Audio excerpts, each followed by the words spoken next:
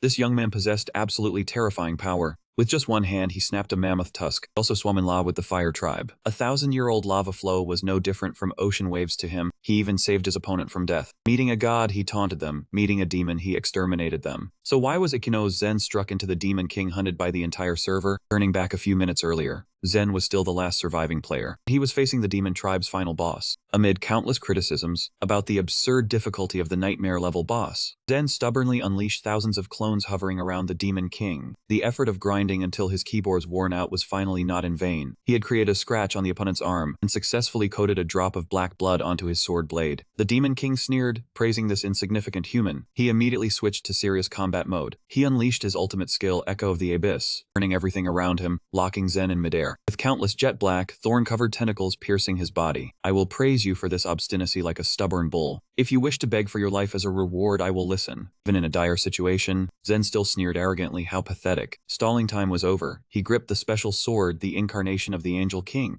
Suddenly, a massive pillar of white light erupted, tearing through the night. Demon King Saja remained calm. You think summoning the remnant of the Angel King is enough? But his smile vanished when he realized it was not a remnant, but the original body. And it was not an ordinary original body either. It had been defiled by the blood of Saja's archenemy, its white wings stained with a red aura. The Angel King roared in fury at its own defilement. Blasphemy, such blasphemy. Witnessing that rage, Zen secretly calculated that if he timed it right, he would have a chance. But the power from the attacks forced Zen to struggle to dodge. Saja asked in shock, "What did you do?" Zen explained while retreating. The sword was a holy relic, and he had tainted it with impurities to enrage the Angel King. Feeling insulted by a weaker being, Saja roared, "A human playing tricks. You are dead." He gathered purple energy and charged forward. Meanwhile, the Angel King continued screaming madly, "Blasphemy, blasphemy." At that precise moment, Zen yelled, "Now!" Demon King Saja immediately unleashed his ultimate move, Echo of the Abyss, directly confronting the Angel King's skill, Santo Tonichus. Zen laughed triumphantly. "Demon King Saja, you lose." A terrifying explosion engulfed everything in a blinding flash of light. Zen looked at the devastation, declaring it over. "You were sealed from the start." The necklace around his neck shattered. A system announcement rang out. Demon King Saja had been defeated. A golden board displayed Zen's name, the first vanquisher of a Demon King in history. Returning to his dark room,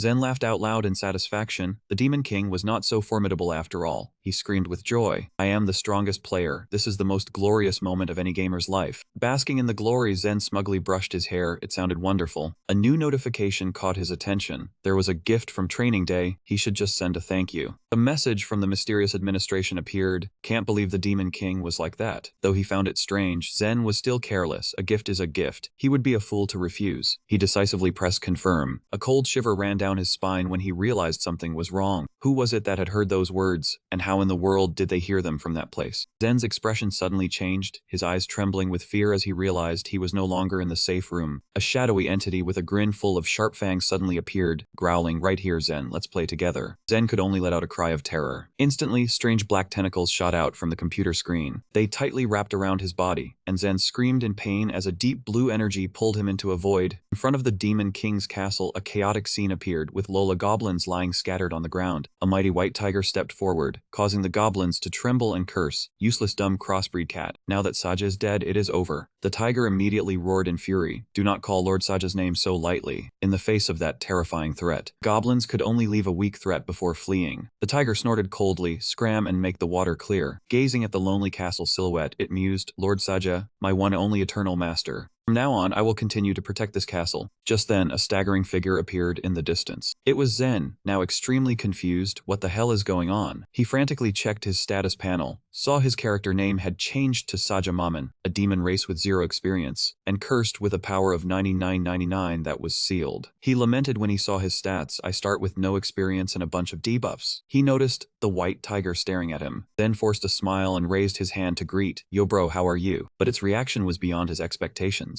It roared in astonishment, then shifted to extreme fury. "You stole Lord Saja's armor. You thief, I will not forgive this." Zen quickly regained his composure. "If I have the power of a Demon King, this guy should be easy to handle." Zen raised his hand to unleash a familiar ultimate skill, but instead of a destructive explosion, nothing happened. The tiger lunged and bit down tightly on his arm, making him panic. "What the hell is this?" he screamed in despair. "Why can't I use my ultimate skill?" The tiger easily pinned Zen to the ground. At that moment, a cold system notification sounded. "The attack has been successfully blocked." Dark enhancement skill activated. Movement speed increased by 30% for 5 seconds. Zen bitterly realized the truth. "I have to relearn all skills from scratch." The white tiger roared again and charged to attack. Zen tried to maintain a confident look, but a blazing red notification appeared. You are affected by a curse. Skill turned into Stone Guardian for 10 seconds. He shouted in panic. The white tiger launched forward with terrifying speed. Zen could only raise his arm to shield himself. As the bite came down, he realized his hand was turning to stone, but still gritted his teeth to endure. Zen hoped he could hold out until the bite weakened. Luckily, the system announced the stone state was about to end. The fierce beast snorted in disdain. Useless cursed one, I am the king of perseverance. The stone layer on Zen's hand shattered. The shards released a burst of power, creating a massive energy explosion that blasted the opponent away. After being knocked back, the tiger did not attack but let out a coquettish roar. Its eyes turned red, gazing at Zen with adoration as it realized the truth. This is my master. A brilliant light enveloped the beast. Its body began to transform, its outer fur tearing apart. The master has returned. An emotional affirmation echoed as a maiden's figure landed gently. Beastwoman Mumin, with characteristic tiger arms and tail, knelt before Zen, her eyes brimming with happy tears. I have waited for you forever, Lord Saja. Zen was astonished to realize that the previous demon king truly had such a beautiful female subordinate. The tiger girl rushed over and hugged him affectionately. Lord Saja, I missed you so much. Zen panicked and pushed her away. Wait, who are you? Stop hugging me. The girl was stunned and explained, it is me, Maman, your tiger mount. Have you forgotten me? The name Maman left Zen stunned. He quickly asked again. Seeing the master still confused, the girl asked, has your memory returned now? In Zen's mind appeared the image of a giant, ferocious tiger demon with the title of Beastman Leader and right hand of the demon king. The image of a muscular tiger man roaring in fury made him scream in terror. What the hell is this? Zen asked, what is this? A cosplayer? Why so different? Maman blushed and admitted, that happened 150 years ago.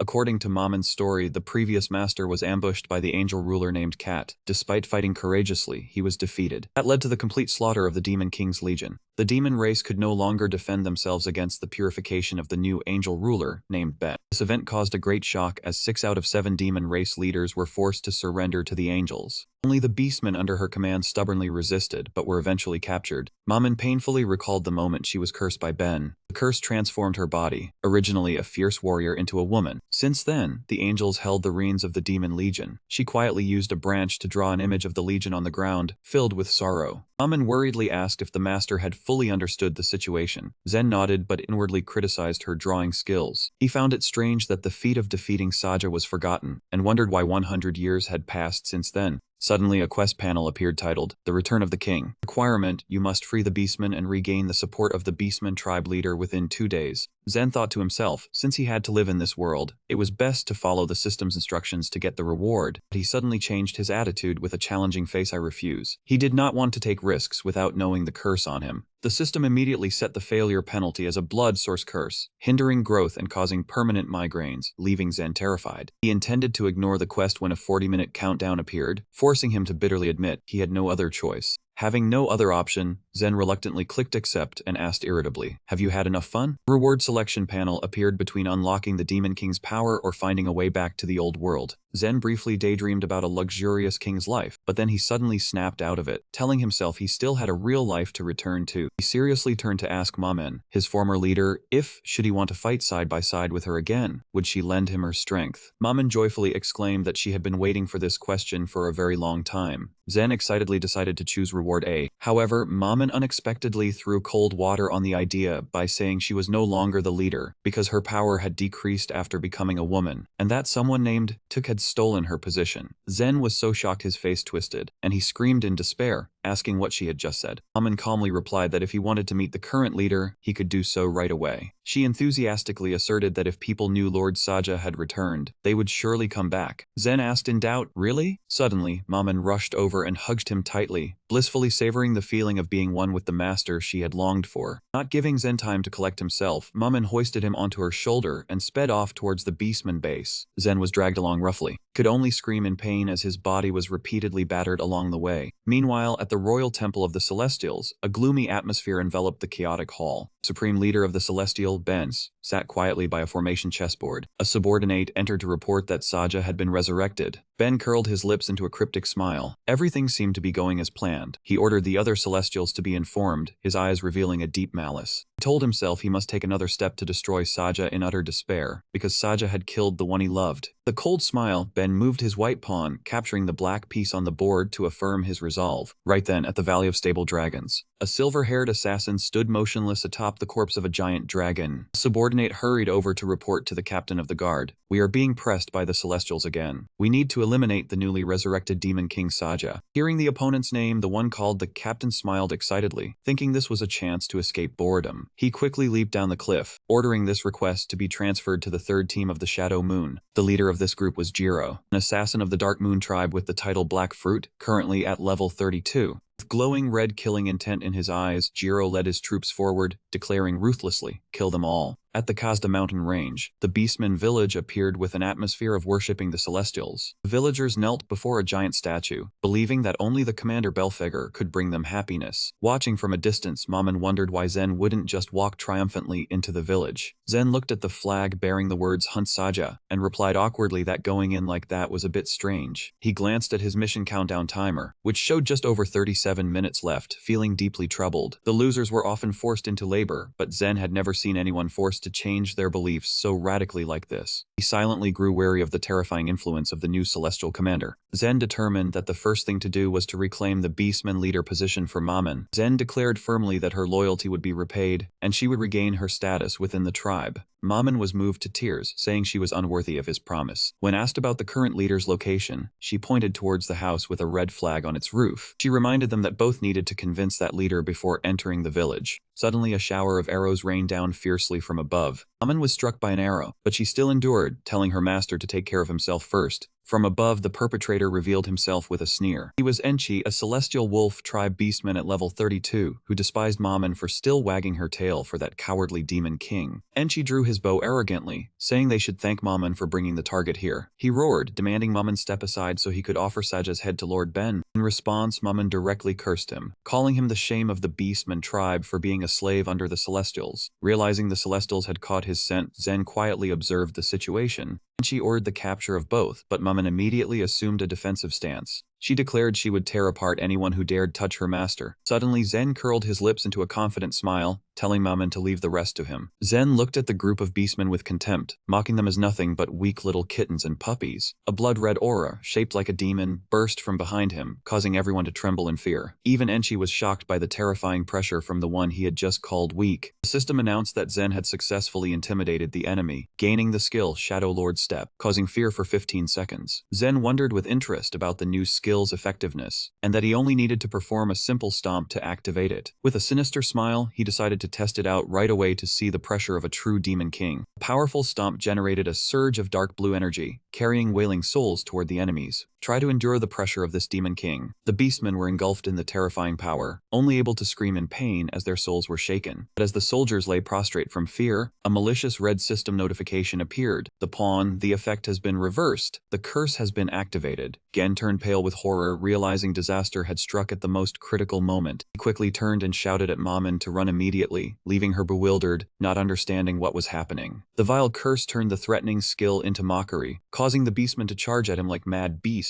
The cold system announcement rang out. Provocation successful. Target locked for 60 seconds. Seeing the beastman rushing towards him, he thought in despair, "This is it, I will die here." Instantly, a rain of blows fell, beating Zen mercilessly, leaving him no time to react. Watching her master being tortured, Maman could only cry out in worry, "Lord Saja." In pain, Zen decided on one last gamble. "I have to use it again. If I pour all my strength into it, I might scare them off again." He gathered his remaining strength to perform a stomp that tore the ground, roaring, "Bow down, I will finish you off now." Zen tried to maintain a proud demeanor, despite his severe injuries, to hide his weakness. He sneered, "A piece of trash like you dares to oppose me?" I wanted to avoid a fight because of Maman, but... However, Maman realized he was pushing himself too hard. Master is straining himself. He cannot hold on much longer. Seeing this, Enchi stepped forward to pressure her. "Stop this futile resistance for the good of the tribe. He must die." Good. Maman snapped awake. Realizing this was the moment to rise up, she shouted loudly to stop the crowd. "Calm down. Let us settle this with the duel of 100 beasts." While Zen was still dazed, not understanding what that duel was,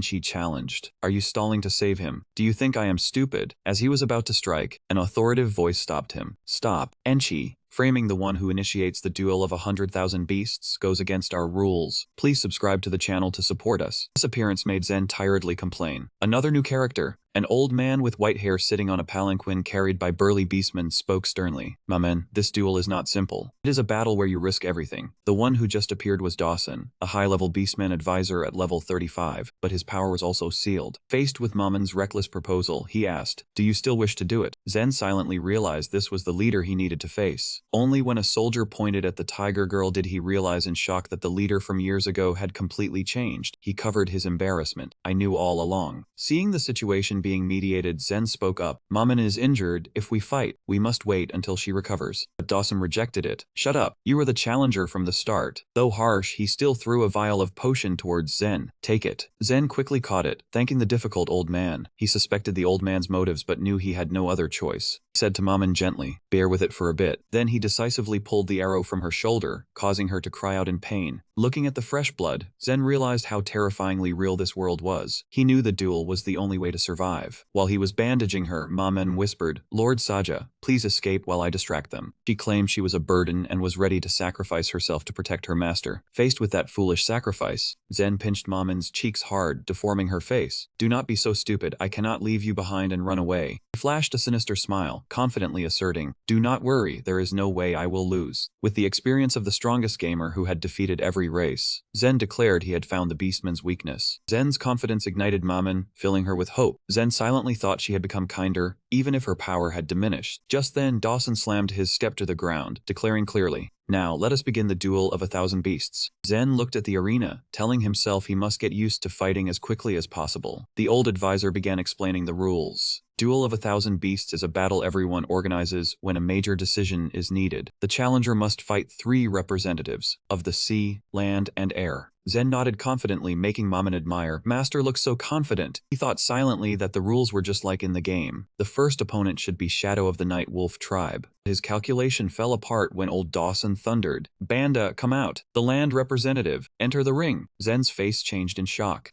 A massive dark figure loomed behind him. He could only manage to gasp, "What is that?" Before him was Banda, an elephant beastman with a colossal frame. According to the system, he was the king of strength at level 28, with a terrifying pressure. Then panicked, his face contorted in fear. It was supposed to be Shadow, right? Why did the opponent change? Banda looked at his opponent with blazing red eyes. "Let us have fun together." The competition format was announced as an arm wrestling round. Looking at Banda's massive arm, Zen quickly asked, "Wasn't the land representative supposed to be Shadow?" Maman sadly explained, "Shadow heroically sacrificed himself in the battle against the angels 150 years ago. Anger of the Sky and Walk of the Water have also died." Zen was frozen. "Damn, I forgot it has been 100 years. There goes my chance to cheat." Old Dawson stomped his scepter on the ground, creating a sturdy stone table and ordered, "Both sides prepare." Zen reassured himself, "My opponent is also sealed. Their strength should not be too terrifying." The moment he faced Banda across the table, "Fight," he immediately regretted taking back his words. That guy looked like he could knock down 10 people like him and his demon. Zen's face was pale as someone with no life left in them. He had even imagined himself lying in a grave. Seeing his master worried, Maman whispered to repeat the old plan. Treat the plan she mentioned as if it never existed. While she distracts them, run away. Zen stared in shock at the tiger girl preparing to throw herself into danger. As Dawson loudly announced readiness, Maman and Banda began locking arms. Zen bitterly admitted in despair. There was surely no other choice but to flee. Fighting would obviously only lead to defeat. Just as Dawson roared the command to start, Zen unexpectedly stepped forward to stop Maman, causing her to call out his name in surprise. Zen looked at her with firm resolve. "Maman, the plan is for me to fight in your place, is it not?" Though his heart still trembled, he understood if he cowardly ran now, he would have to live in eternal avoidance. Seeing the change in opponent, Banda laughed with excitement. "How interesting that the Demon King himself would fight me." Standing from above, Enchi taunted about the futile effort. Old Dawson turned to ask for the representative's opinion. Banda immediately agreed to join the fight with great enthusiasm. The match officially began with a powerful armlock push. Realizing that despite looking cool, his arm was about to break from the giant's terrifying strength. At the critical moment, a system notification appeared asking if he wanted to activate petrification state for defense. As if grabbing a lifeline, Zen screamed in his mind, urging the system to do it immediately because he was reaching his limit. "Turn it on now. Hurry up, my arm is about to break." 10-second petrification count began. Zen anxiously endured the pain as his arm slowly turned into ashen stone. A violent burst of energy erupted from the point of contact, creating a shockwave collision explosion that made Banda widen his eyes in astonishment at the unexpected resistance. The power from Zen's petrified arm created a massive pressure explosion, tearing the ground apart and shaking the entire arena. Banda was stunned, unable to believe the feeling from his opponent. This guy is born in the year of an Asian sign. A thick cloud of smoke and dust rose from the explosion's epicenter, making Enchi mistakenly believe Banda had won easily. Amidst the chaos, Maman anxiously called out her master's name in vain. However, the old advisor Dawson, with his sharp eyes, noticed something unusual beneath the dusty haze. He exclaimed in astonishment at the actual result of the previous strike. That day, Harrisel was full of hope. Look, the Demon King has not lost yet. Amidst the rubble, Banda strained in astonishment at his opponent's resistance. Oh, truly a worthy opponent. However, Zen was secretly sweating bullets. In fact, petrification was absolutely not the solution to this. Immediately, the system issued a warning that the right arm was overloaded and began the process of upgrading petrification to adapt. Zen smiled with confidence as he felt the new power. Alright, just in time to counterattack. Then a shocking explosion erupted from the point of contact between the two. The arm made Enchi stare in disbelief. Unbelievable, that bastard is holding his own against Banda, the one who can move an entire mountain. Then secretly gloated at the crowd's astonishment. You guys don't understand, the more I fight the stronger I get. This is like leveling up in a game. System notifications continuously appeared about the petrification level increasing and hardness being added. He suddenly realized that since meeting Maman, this reality was completely different from playing games in a safe room. Even if battered, no matter how harsh these two worlds were, no matter where, Zen told himself he needed to fight to survive. Banda began to get confused when he could not turn Zen's arm. Hey, why is it so hard? That was right. Zen intended to drag out the fight until his opponent exhausted his strength, but the system reported bad news about high mana consumption and the petrification state about to wear off. His face paled in worry. Noticing the pressure from Banda weakening, Zen thought the opponent was out of steam.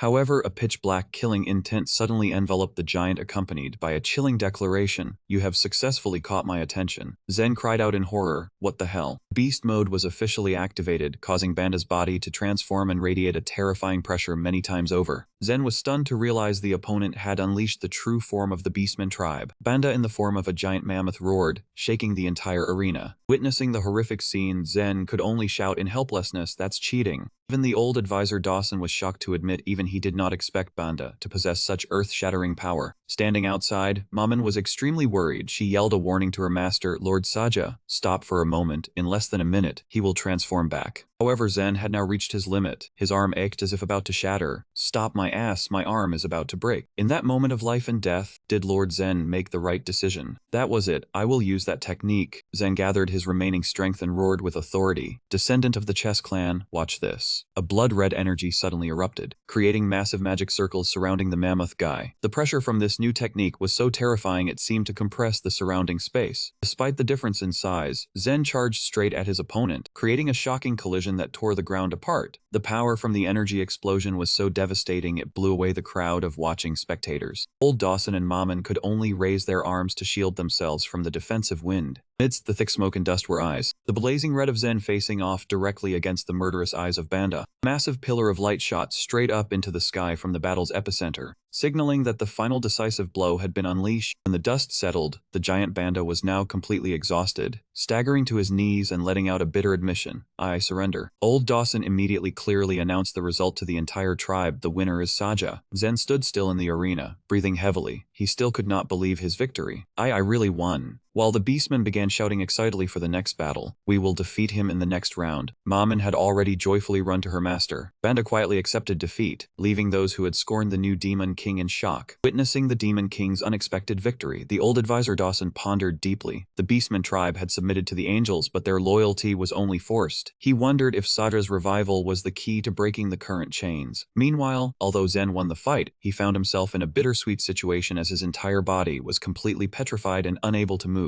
He had to awkwardly plead, sorry but, can you carry me? The order. He struggled to lift the humanoid stone slab onto his shoulder, breathing heavily. Zen felt he looked majestic and exclaimed, what kind of technique is this? So hard and cool, causing the red tiger girl to blush and remind him to use the right words. The system indicated the stone flower defense effect would last another 13 minutes. Exactly 13 minutes later, his body returned to normal, and Zen, along with old man Dawson, entered the blazing volcano cave. Zen, drenched in sweat, asked, how much longer until we get there? Old man Dawson replied with a mysterious grin, we're here. He pointed toward the towering rock structure in the middle of the lava flow. He declared this to be the venue for the second round. Zen exclaimed in shock. Here, sweltering heat made him uncomfortable when a mysterious dark figure leaped down from a cliff wall, blocking their path. The group of strangers landed with force right in front of the carriage. Old Man Dawson explained that the next test was a harsh trial of endurance. He flung off his robe, revealing the muscular physique of a dragon tribe beastman warrior with long white hair and a tail full of scales. He looked at Zen challengingly and declared, "Let's start the hot match." Behind him, a seething lava lake with floating stone slabs appeared, ready to devour anyone lacking the nerve to survive this life and death trial. Seeing his opponent still hesitating, he taunted, "What, scared? You can still run." Zen flashed a sinister smile and replied, "Give up. I'm looking forward to a lavish seafood hotpot." He calculated that the water tribe beast would be affected by psychology, so he tried to anger his opponent. The dragon warrior remained calm. "Let's see if you can still keep that mouth of yours under the lava." Seeing both were ready, Old Man Dawson announced the start of the match between Saja and Wara. Both simultaneously dove into the seething lava flow.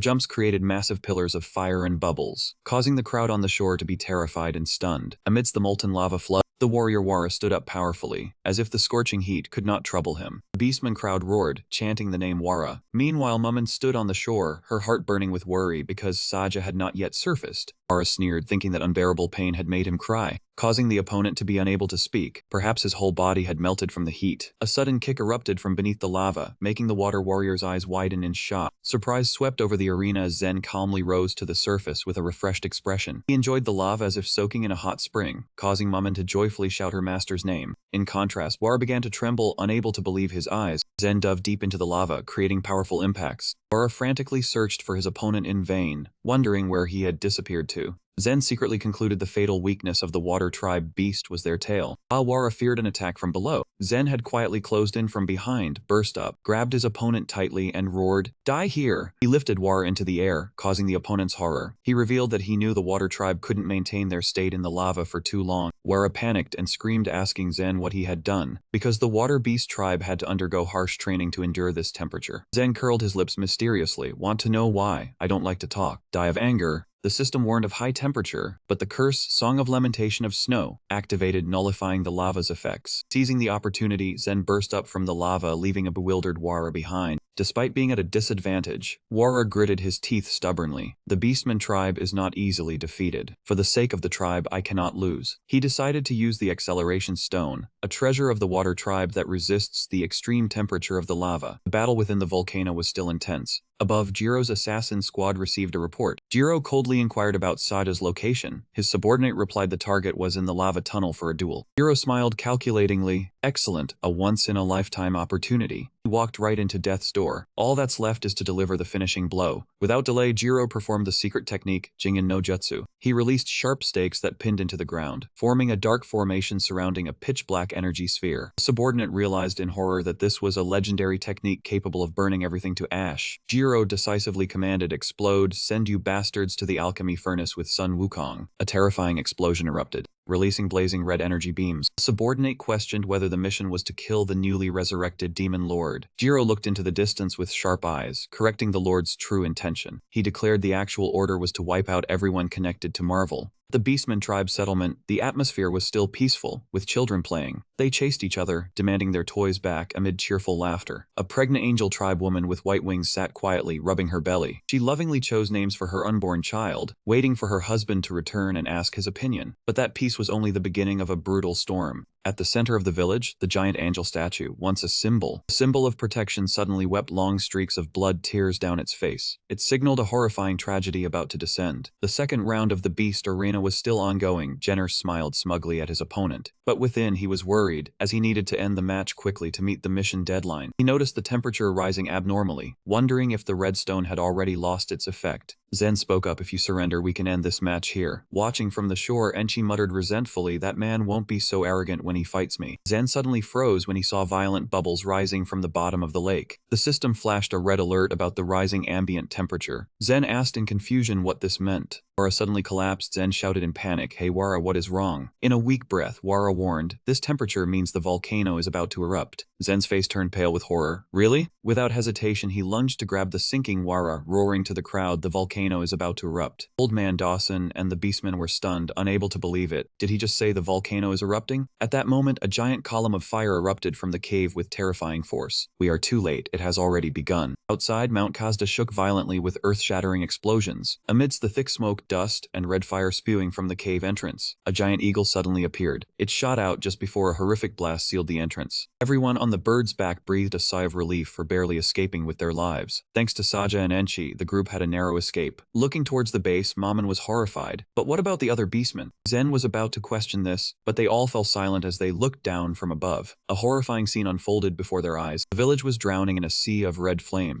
The volcano rained fire, people screamed in despair. Enchi was horrified to recognize his family. It was inside a burning house. A woman was trying to hold her young child tightly in her arms. A heart-wrenching cry rang out, "My wife!" He was about to dive down to rescue them immediately. But Zen stopped him in time. "Wait, do not dive down. Wind from your wings will only fan the flames." Down below, the woman and child were fainting from smoke inhalation. Dawson urged, "We need to save them now." Zen's gaze turned sharp. He called out loudly, "Mamen." Understanding her master's intent, the tiger girl replied immediately, "Understood." Zen leaped off the eagle's back, performing a mid-air flip. At the same time, Mamen activated her transformation state into a majestic giant white tiger in midair. Landing amidst the sea of fire, Zen reached out towards the mother and child, shouting, "Hurry." He firmly grasped the woman's hand and pulled them onto the tiger's back. And he commanded, "Mamen, run now." The white tiger roared and charged through the collapsing ruins. Zen reassured them, "Just get to the high ground ahead and you will be safe." After delivering the mother and child to safety, the woman thanked him. Zen did not rest, immediately urging Mamen to go save others. The volcano was still erupting, and she yelled worriedly, "If we do not stop it, the Beastman tribe will be destroyed."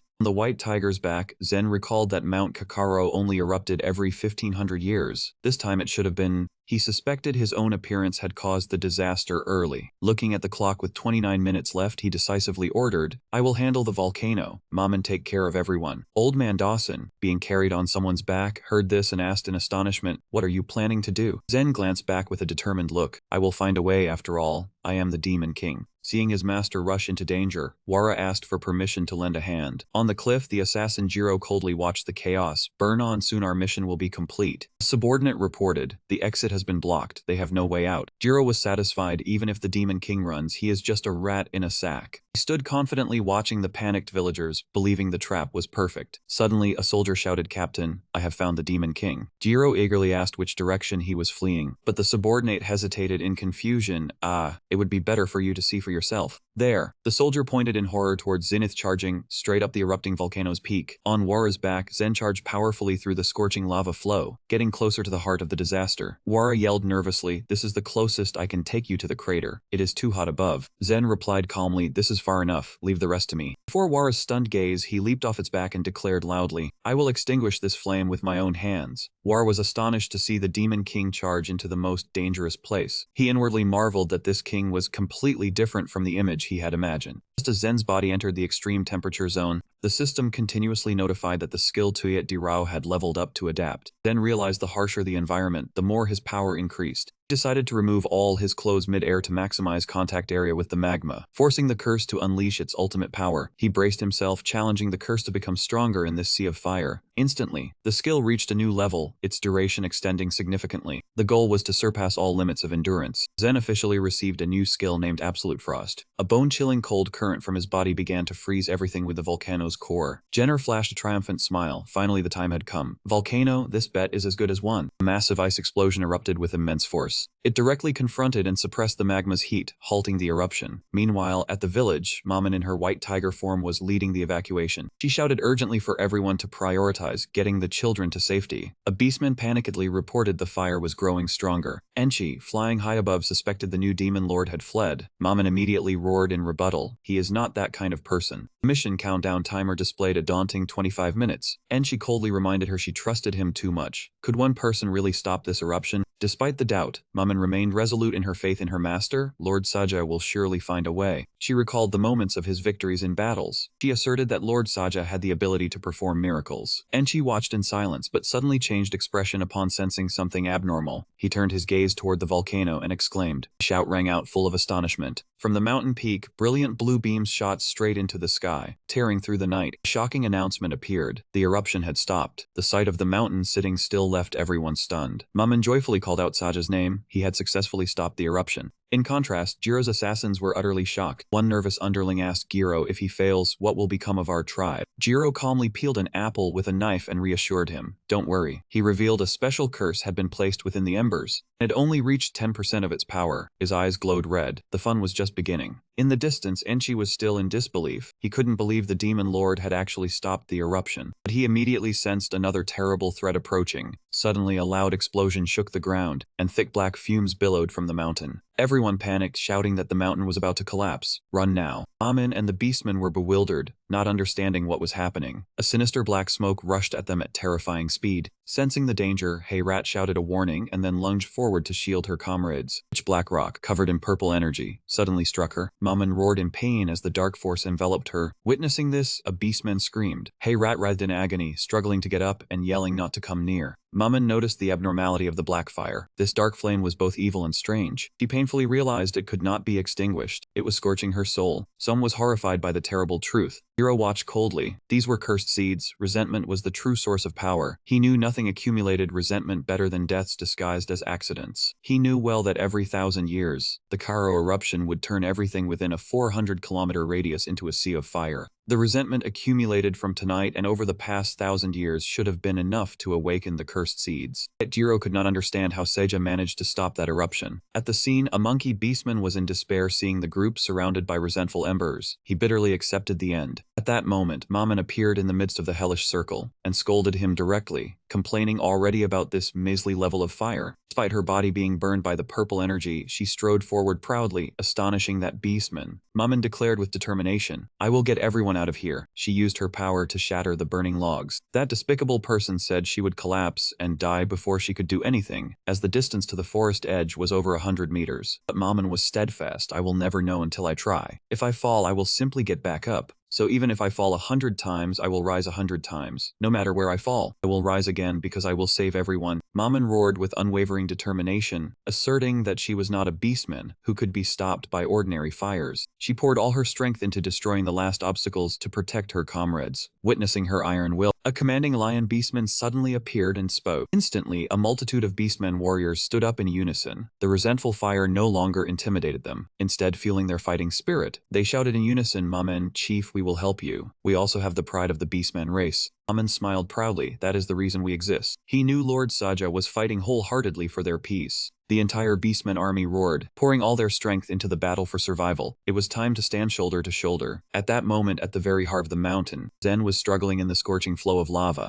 Brother Yanrang was enduring excruciating pain. Was this black flame caused by a cursed seed? A fiery red notification appeared, warning that he was under a mental attack, the effect of which could not be determined. Zen realized the situation was spiraling out of control. He thought, this is it. These mental attacks were too hard to handle. They weren't this overpowered in the game. Suddenly, a giant purple skeletal hand rose from the lava flow. Following that, a horrifying entity emerged, a skeletal monster with hundreds of screaming skulls within its chest. The system confirmed its identity. Cursed seed of life, a monster race born from the resentment of the dead. It roared, releasing a terrifying pressure that enveloped Zen, then swung its hand to attack. Zen agilely dove into the lava flow to dodge. He observed while looking for an opening in his opponent, realizing he could see through the attacks. Zen leaped high into the air, escaping a powerful sweep from the entity of resentment. He silently judged it to be slow due to its large size, but quickly realized the difficulty when he couldn't land a hit. I have to find its weak point before I can defeat it. Just then, the cursed seed of life began accumulating purple energy in its mouth and chest. Its demonic eyes lit up, spitting out a barrage of deathly skull spirits hurtling straight toward Zen. The maddened spirits charged forward, only giving Zen time to curse in fury. Damn it! A sinister purple energy current coiled tightly and dragged him into a void space. Zen groaned in pain as he realized his soul was being torn from his body within the lava flow. A skull demon rushed over to gnaw at his soul, causing Zen to realize with shock that his soul was being injured. Damage to his soul reflected on his body, leaving his left arm completely paralyzed. Zen bitterly acknowledged the horrifying truth. It's over, the left arm is disconnected. Soul pain is real damage. The giant monster still stood like a specter looming over the volcano. Zen looked at his opponent with a sharp gaze, silently realizing, are you leisurely savoring your prey? You certainly have plenty of time. He was shocked to realize he had been wrong. So your movements weren't slow, you were toying with your prey. The monster growled threateningly, its eyes shining in the darkness as if mocking his weakness. Zen gritted his teeth in challenge. "You treat me like a fool." Before he could take back his words, its giant hand fell again with immense force. Here it comes again. The 1,000-pound slam created a massive explosion. Violent lava flow hurled Zen far away. He roared, struggling to balance in the sea of fire. At that very moment, a skull spirit pressed close to his face, causing Zen to change expression in terror. This situation was a bit too much. He only had time to curse before the purple energy current brutally pierced through his body. Soul attacks that could not be defended or dodged put Zen in a dire position. He realized that if this continued, not only would the quest fail, even keeping himself alive to descend the mountain would be a luxury. He desperately hoped for a miracle, wondering what he had to do to turn the situation around. At the same time in the village, those surrounded by the black fire were gradually losing their sanity, becoming frenzied.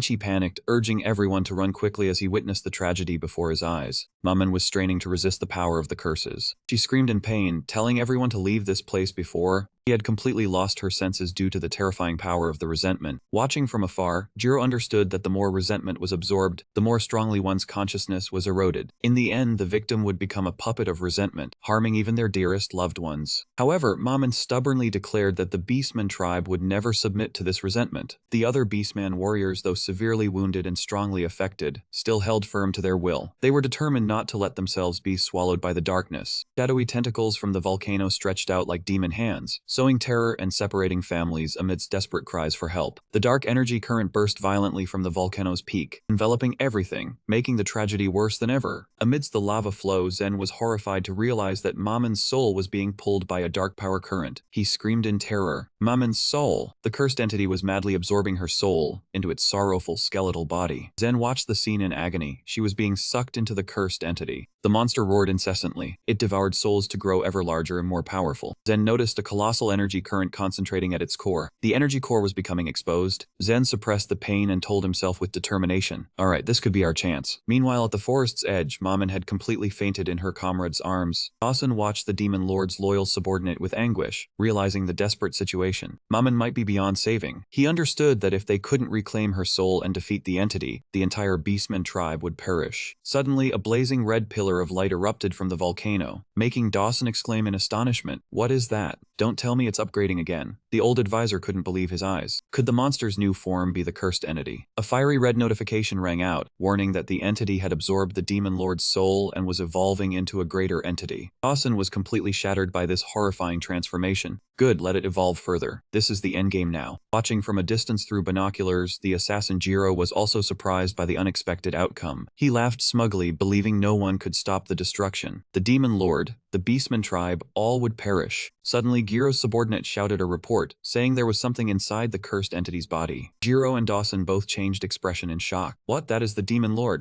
At the monster's energy core, Zen's figure unexpectedly appeared clearly, leaving everyone stunned, wondering why he was there, amidst the purple-black energy. But to Zen, appearing with his upper body bare and his eyes blazing with fury, he declared, "Even my soul was not spared, being absorbed so sloppily like this. Perhaps it is time to teach it a lesson." Zen had infiltrated deep inside the gigantic entity's chest. Seeing the pitch-black sphere emitting sinister energy, he silently assessed, "Aha, I have caught your heart." Zen wondered what would happen, then acted without hesitation. Reached out, grabbed it, and squeezed hard, causing the cursed entity to roar in agony, its whole body shaking from the attack on its fatal weak point. Witnessing the demon lord's bold action, one beastman shouted in terror, "Demon lord, what the hell are you doing?" Watching from afar, Jiro only uttered a contemptuous remark, "Fool, that's stupid. He is beyond saving." He believed the demon lord did not have the strength to stop it. At this moment, Zen was horrified to realize the dark energy within him was erupting violently. Could he not control the curse inside? A bold idea flashed in his mind. "I understand." Then, instead of trying to suppress it, Zen decided to go all in and shouted, "I will let you absorb as much as you want." He challenged the monster. "Do you think you can withstand how much of my curse?" Under the influence of the resentment embers, Zen's curse level increased by 1 rank. The system reported that a stream of malevolent energy was transferring from Saja to the cursed living seed. The gigantic entity began to deform and scream miserably, overloaded by the evil power it was trying to devour. Terrifying explosions occurred one after another, engulfing the monster in a violent sea of fire. Its shape was now just a huge, blurry black shadow, emitting eerie purple energy amidst the smoke and dust. In the village, the beastmen were horrified to see the scene of ruin, the survivors holding each other in extreme fear.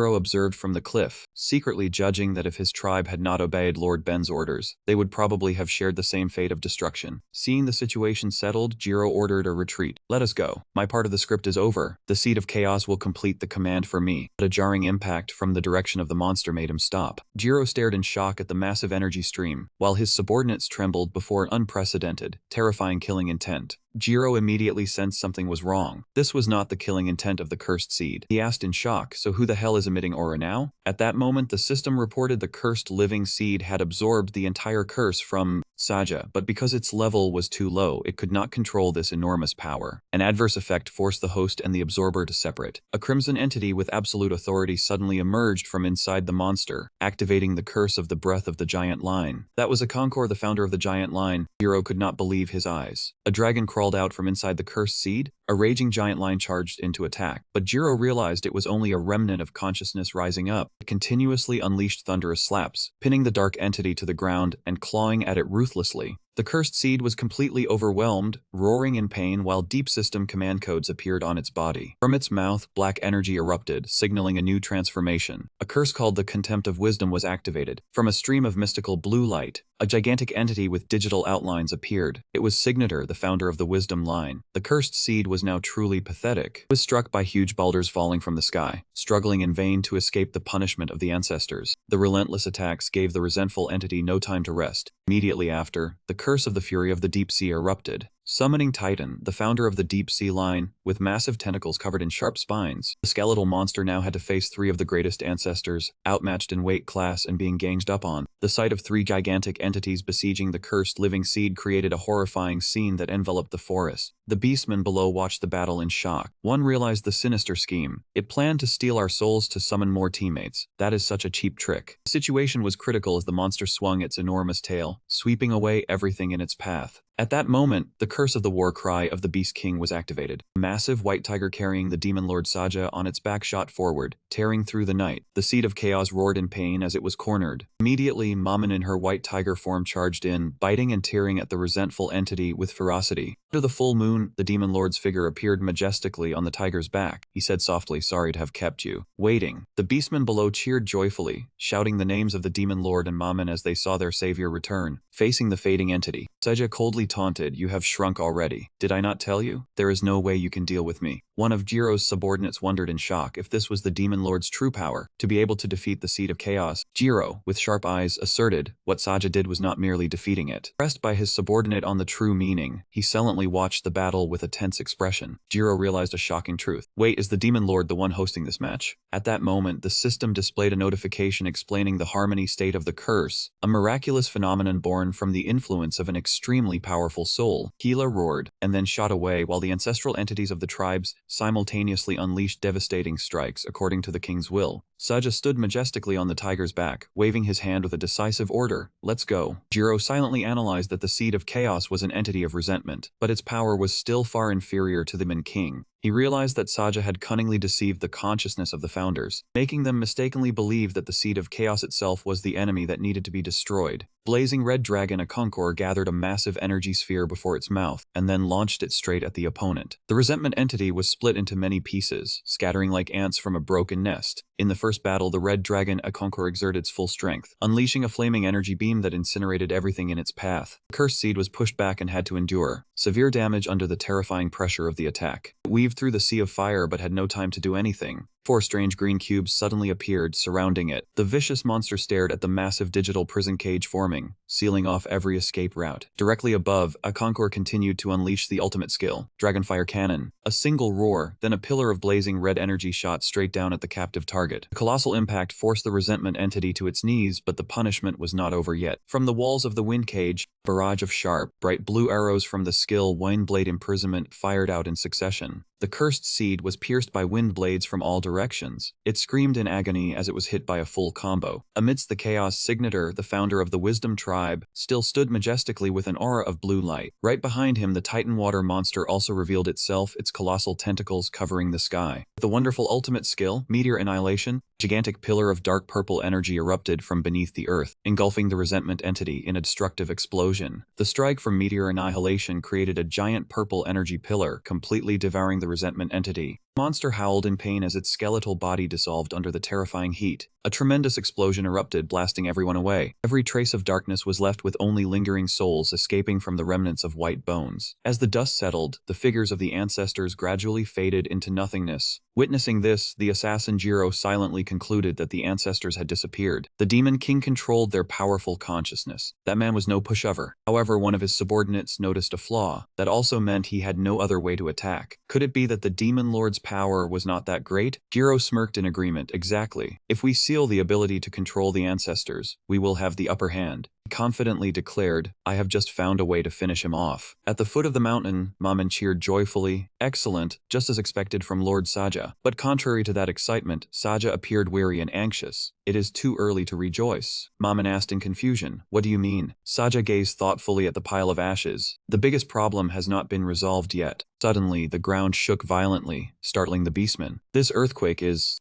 All eyes turned to the mountaintop, where a colossal pillar of fire erupted again, tearing through the sky. A panicked scream rang out. The volcano is still erupting. Where is all this fire coming from? Mount Kakaro had not calmed down but was erupting even more fiercely, threatening to engulf everything in a sea of flames. It trembled in nature's fury. The beastmen cried out in panic, we must run. But desperate shouts followed, it is too late. Amidst the chaos, Saja remained eerily calm. He casually tossed a pill into his mouth and reassured the terrified crowd. It will be fine if you do not run. Saja stood up, shield raised to face the giant wall of flames surging towards him, and declared resolutely, leave that to me, I can block this. A horrific fire explosion burst forth. It completely swallowed the Demon Lord's figure, causing the beastmen to only cry out in anguish. Lord Saja, witnessing the terrifying heat, the lion beastmen pessimistically assessed. I do not think the Demon Lord can stop this flame. Mamen's eyes welled up with tears. I want to believe he cannot. We have no other choice. Suddenly, an unbelievable scene unfolded, making the lion beastman's eyes go wide impossible. Everyone look. A giant wall of ice abruptly rose, tearing through the night, completely blocking the surging lava flow. Kira stood in the bone-chilling cold, the system continuously warning that the ambient temperature had exceeded the burning threshold. His internal curse, heretic snow, reached its extreme level. Saja's entire body transformed, crystallizing into a majestic, deep blue ice entity. He casually mocked his new appearance. Indeed, I am a very cool guy. The system coldly chimed in, confirming that the freezing process had officially begun. Sharp ice shards like death's swords extended, instantly freezing all the blazing lava. The entire area was covered in a layer of permafrost, creating a giant ice flower blooming amidst the disaster. Witnessing such earth-shattering power, the lion beastman trembled and blurted out in shock. Is this some kind of cheat or what? With just a gentle snap of his fingers, Saja had turned the volcanic disaster into an eternal forest of ice. Standing amidst the sparkling ice crystals, he calmly declared, to a demon lord, a small eruption like this is nothing. However, in his heart, he secretly breathed a sigh of relief. Relieved that if he had not drunk those embers to enhance the curse earlier, he might have been in serious trouble the moment the danger passed. Woman sobbed as she rushed to embrace her master, Lord Saja. I am so glad you are safe. Saja laughed loudly with conceit, boasting to maintain his image. You worry too much. I am the great demon Lord Saja. This is not enough to frighten me. Though arrogant on the surface, he could not help but marvel at the rapid progress of an ordinary player who had now mastered such earth-shattering power. Hone and Saja stopped when they saw a large group of beastmen stepping out from the thick fog. The crowd advanced with an aggressive aura. Sao asked worriedly. The bestial one-on-one duel was still ongoing. Maman realized something and exclaimed in shock, no, this is the system. Suddenly, the leading beastman yanked a tuft of Saja's hair, causing him to cry out in pain. Maman explained that it was the recognition ritual of the beastman tribe. That beastman chewed the hair and said his tribe took pride in them. If seeking revenge, they must eat flesh. If indebted, they eat hair to show respect. Saja was horrified, imagining himself bald like some superhero. He held his head and screamed, no, I don't want to go bald at this peak age. The beastman with bright, glowing eyes surrounded him. Saja quickly asked about the next round's rules to escape. The beastman leader replied they never challenge a great benefactor. But Enchi suddenly spoke up, saying that went against the tribe's rules. The leader dismissed him, saying it was not the time to discuss rules now that everyone had met face to face. Enchi still insisted on fighting the third match with the Demon King to win everyone's conviction. He promised that if Saja won, he would hand over the entire entire Beastman tribe to him as a sign of respect. Old Man Dawson nodded in agreement, thinking this opinion could convince everyone. Enchi immediately dragged the sprawled Saja off the ground to start the race. Beastman still shouted, demanding to eat hair, panicking Saja as he urged Enchi to run. In a hidden corner, Jiro's assassins lay in ambush, watching from behind a tree. One wondered how the captain knew where the Demon King would come. Jiro straightforwardly explained that the third round was a speed race. Specifically, a race against the bird tribe members. The location would be chosen randomly. He was confident Saja would lead himself right to them without needing to be searched for. At that moment in the Beastman village, everyone was busy cleaning up. Suddenly, Enchi's wife rushed over with a pale face. Old Man Dawson and Maman grew worried when they saw the frantic girl running to report. The girl cried as she announced a shocking piece of news. "Hi Enchi, I'm already dead." Seeing the lifeless corpse of Enchi lying on the ground, Old Man Dawson was stunned. Maman was dumbfounded, realizing the horrifying truth who was actually the one carrying Saja right now in the distance up in the sky. The fake Enchi with blazing red eyes was still carrying Saja and flying away, while the Demon King remained unaware. Zen, while flying, felt Enchi was straightforward, so he promised to make him an elder. But the one carrying him replied coldly, "Demon King, I am honored, but I have one more request." Enchi's eyes flashed with a murderous red light. "That is your sorietal life." A sudden explosion occurred, blasting Zen to the ground. He realized the person in front of him was not Enchi but an imposter. Instantly, a deep purple magic circle appeared beneath his feet. Pillars of light shot up, tightly binding his body. Then desperately realized he had been trapped by a binding spell and could not move. Seeing their prey caught in the trap, the masked assassins rushed out with sharp blades, roaring for his life. Amidst the smoke and dust, Zen coughed harshly and bitterly realized he had been too reckless walking into a death trap. One assassin lunged to deliver a decisive blow, making Zen suddenly remember something. "That's right, I recognize this tactic." At the same time, back in the Beastman village, the real Enchi's body was found with a fatal wound to the chest. Old Man Dawson painfully saw his subordinate taken down with a single move, then asserted this the work of the Moon Tribe. Old Man Dawson calmly explained that the 7 great tribes never trespassed against each other. Their sudden action was definitely orchestrated by that man Ben. He turned to tell Maman to calmly assess the situation, but suddenly noticed something wrong. "Wait, the Demon King has slipped away again like a cat." A subordinate frantically reported she had rushed off to find the Demon King the moment he was speaking. Dawson could only exclaim in astonishment, "What?" In the distance, Maman exerted all her strength to race against time, shouting loudly, "Lord Saja, the Demon King is coming here." Meanwhile, one assassin swung his blade, thrusting it straight at Zen. But the blade was suddenly blocked by a shell as hard as rock. He exclaimed in shock, "What is this?" Zen breathed a sigh of relief, having just activated his petrification state at the hair's breadth moment. A layer of gray stone covered his body, rendering all physical attacks useless. The assassins recoiled in fear. Not giving up, 2 assassins simultaneously cast the secret art of the infernal flame. They spewed out giant rolls of flame incinerate Zen. Waiting for the flames to gradually die down, they asked each other nervously, "Is he down yet?" However, from within the sea of fire, Zen still stood towering with his stone armor bearing not a single scratch. He silently estimated the average level of the Black Moon Tribe to be only around 55. The system reported the petrification time had 10 minutes remaining, making Zen confident in his invincibility. He thought they were weaker than the Beastman tribe, and he only needed to hold out until reinforcements arrived. Looking at the encircling assassins, Zen calmly thought to let them waste their energy, but his smile vanished when he saw 2 of them suddenly forming hand seals. The dark purple magic circles around his body glowed and tightened, shocking Zen. Zen was horrified to realize that over the past 100 years, they had found a way to completely counter his petrification state. The assassins roared with murderous intent. Right now, send him back to the waiting hall. Zen realized he had no other defensive skills left, and also could not use any cooldown skills. Standing before the blades hurtling towards him from all sides, he worriedly asked himself if there was no other way. Suddenly, Zen's eyes lit up with determination. No, there was still one. Purple energy erupted and enveloped his body as the system reported the reward exchange was complete. The Demon King's skill had been awakened. Immediately, Zen unleashed a secret technique named Flesh and Blood Descent. Dark red tentacles, like eerie demonic flowers, pierced through the assassins, draining their life force to transform into power for him. This was the ultimate skill of Saja Maman, absorbing life and increasing attack power by 200% for each blood flower. Zen calmly concluded that pure power was still the best solution. At the same time, the system reported that he had received recognition from the Beastman tribe leader, raising the quest progress to 65%. Zen felt his strength recovering powerfully, turning the tide with this power. Just as he was feeling complacent, a cold voice rang out from behind. Zen warily turned to look at a high tree branch. It was the leader of the Black Moon tribe. That man wore a mask, standing proudly to observe him. Zen smirked in challenge. Daring to step before me after seeing that, you have guts. The stranger calmly took out a notebook and replied in a contemptuous tone. You are brave, but your thinking is shallow. Knowing where the Black Moon tribe, you still stood still and took the hits. Zen asked in shock, what do you mean? He froze, his face changing color as eerie blue veins appeared and spread across his neck. His eyes bulged in horror as a stream of poison ravaged his body from within. A blood-red system notification appeared, filled with death. Congratulations, you have been poisoned. Good luck. Zen could not stand firm, his head dropping to the ground. In pain, he vomited a mouthful of fresh blood right beside the poison needle that had just fallen from the wound. Standing on the tree branch, the assassin watched Zen writhe in pain and sneered smugly. As a demon king, you should know this clearly. He said their trade was not wielding blades, but playing with poison. This type of poison was enough to wipe out an entire village of beastmen, and ironically, it was Zen's own technique that drew the poison into his body. Zen collapsed in agony, his breath coming in short gasps, blood unceasingly flowing from the corner of his mouth. Thinking the prey was done for, the assassin jumped down and drew his blade to finish him off. I didn't expect you to die by your own power. I don't even bother to ask if you have any last words. Die. However, Zen suddenly looked up with a sinister smile.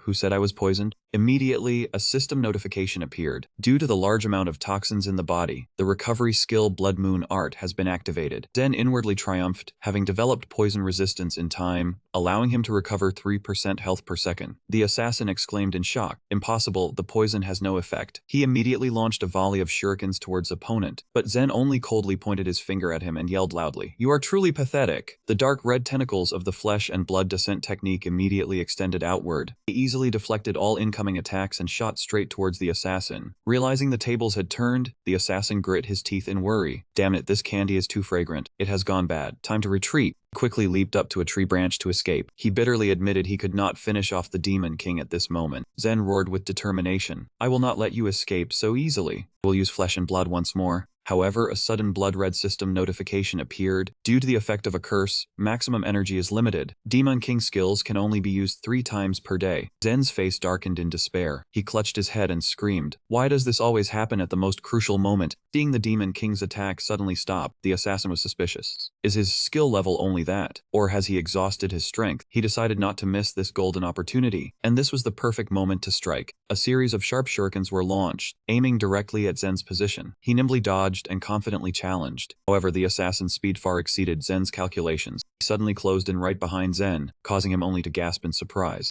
A slashing strike grazed past, forcing Zen back into defense. The assassin quickly slid away, leaving behind a mysterious smile. Zen was shocked to realize that his armor had been plastered with explosive talismans at some point. When had he done that? A horrifying explosion erupted, engulfing Zen within a sea of fire. Stepping out from the cloud of smoke with a suit-covered face and covered in wounds, Zen clicked his tongue in annoyance at his opponent's cunning, not giving the prey time to catch its breath. The assassin lunged forward, unleashing powerful kicks, sending Zen flying and skidding across the ground. While Zen was still struggling to get up, the assassin suddenly formed hand seals to cast a secret technique. A clone technique? Immediately, a host of his clones appeared, tightly encircling Zen from all sides. All the clones simultaneously launched a relentless attack from above, yet amidst the perilous encirclement, Zen instead breathed a sigh of relief. Letting you strike all this while, it was completely useless. He stood firm, flashing a triumphant smile. I have been waiting for this frontal attack for a long time, you chicken. Zen immediately activated a skill combining petrification and blood manipulation. Sharp stone spikes carrying blood-draining power pierced through all the clones, and the system notified him that he had acquired a new skill. He thought smugly to himself, I was curious if I could combine the techniques together. No, it was a gamble, but it had succeeded. Zen coldly stared at the last assassin. Let me show you what happens to those who oppose the Demon King. He stood before the collapsed assassin, pressing the question. Did Ben order you to attack? He suspected that man was controlling all 7 great clans. Only a terrifying silence followed, making him wonder, is he mute? Suddenly the assassin burst out laughing. Gen exclaimed in shock, what? Right before his eyes, the assassin stabbed himself. Kunai went into his own chest to perform an evil ritual. Zen realized the situation was extremely dangerous. Something was wrong. Black blood energy spread from the wound, soaking the ground. He looked at Zen with a demonic gaze. Hey Demon King, the moon is beautiful tonight, isn't it? Zen was stunned as he looked up at the sky. The assassin mustered all his strength and shouted, the time has come. Right now, strike down. The moon turned a blood-red color, terrifying Zen. The moon is changing color? This was the ultimate secret art called the Summoner of Blood. The assassin raved his challenge madly. His eyes blazed with the red hue of a demon. This is the perfect bright moon night. Zen bitterly realized the truth. Your subordinates and you yourself are just pawns. After exhausting me, this technique ensures my defeat. Assassin confirmed precisely. Correct. Only now is this Boston unlocked. He summoned a dark spirit darker than the abyss, a crimson warrior who had slaughtered thousands of demons, the ancestor of the Black Moon tribe. A colossal entity with a terrifying demon mask and a series of swords behind its back gradually emerged from the earth smoke. System informed him this was Seishin, the ancestor of the Black Moon tribe, level 66 but weakened and only able to sustain for 3 minutes. Looking at the formidable opponent, Zen gritted his teeth and assumed a stance similar to an entity that had been sealed away for a long time. Seishin lunged forward at a terrifying speed, leaving Zen no time to react. He was horrified to realize his opponent's level far exceeded his own at this moment. Damn it, its level is way too high. I can't keep up with its movements. A harsh clang of metal rang out as Zen strained to block the blow. Seeing his opponent draw twin swords, he paled with worry. Twin swords. This is hard to handle. I have to dodge. A vicious slash came down, forcing Zen to backflip away to escape. He broke into a cold sweat, realizing the power gap. That slash could have taken his head. Was it toying with him? He watched the imposing figure of Seishin advancing with its glowing red twin swords. Zen told himself he had to try and keep his distance to buy time, because he knew summoned entities like this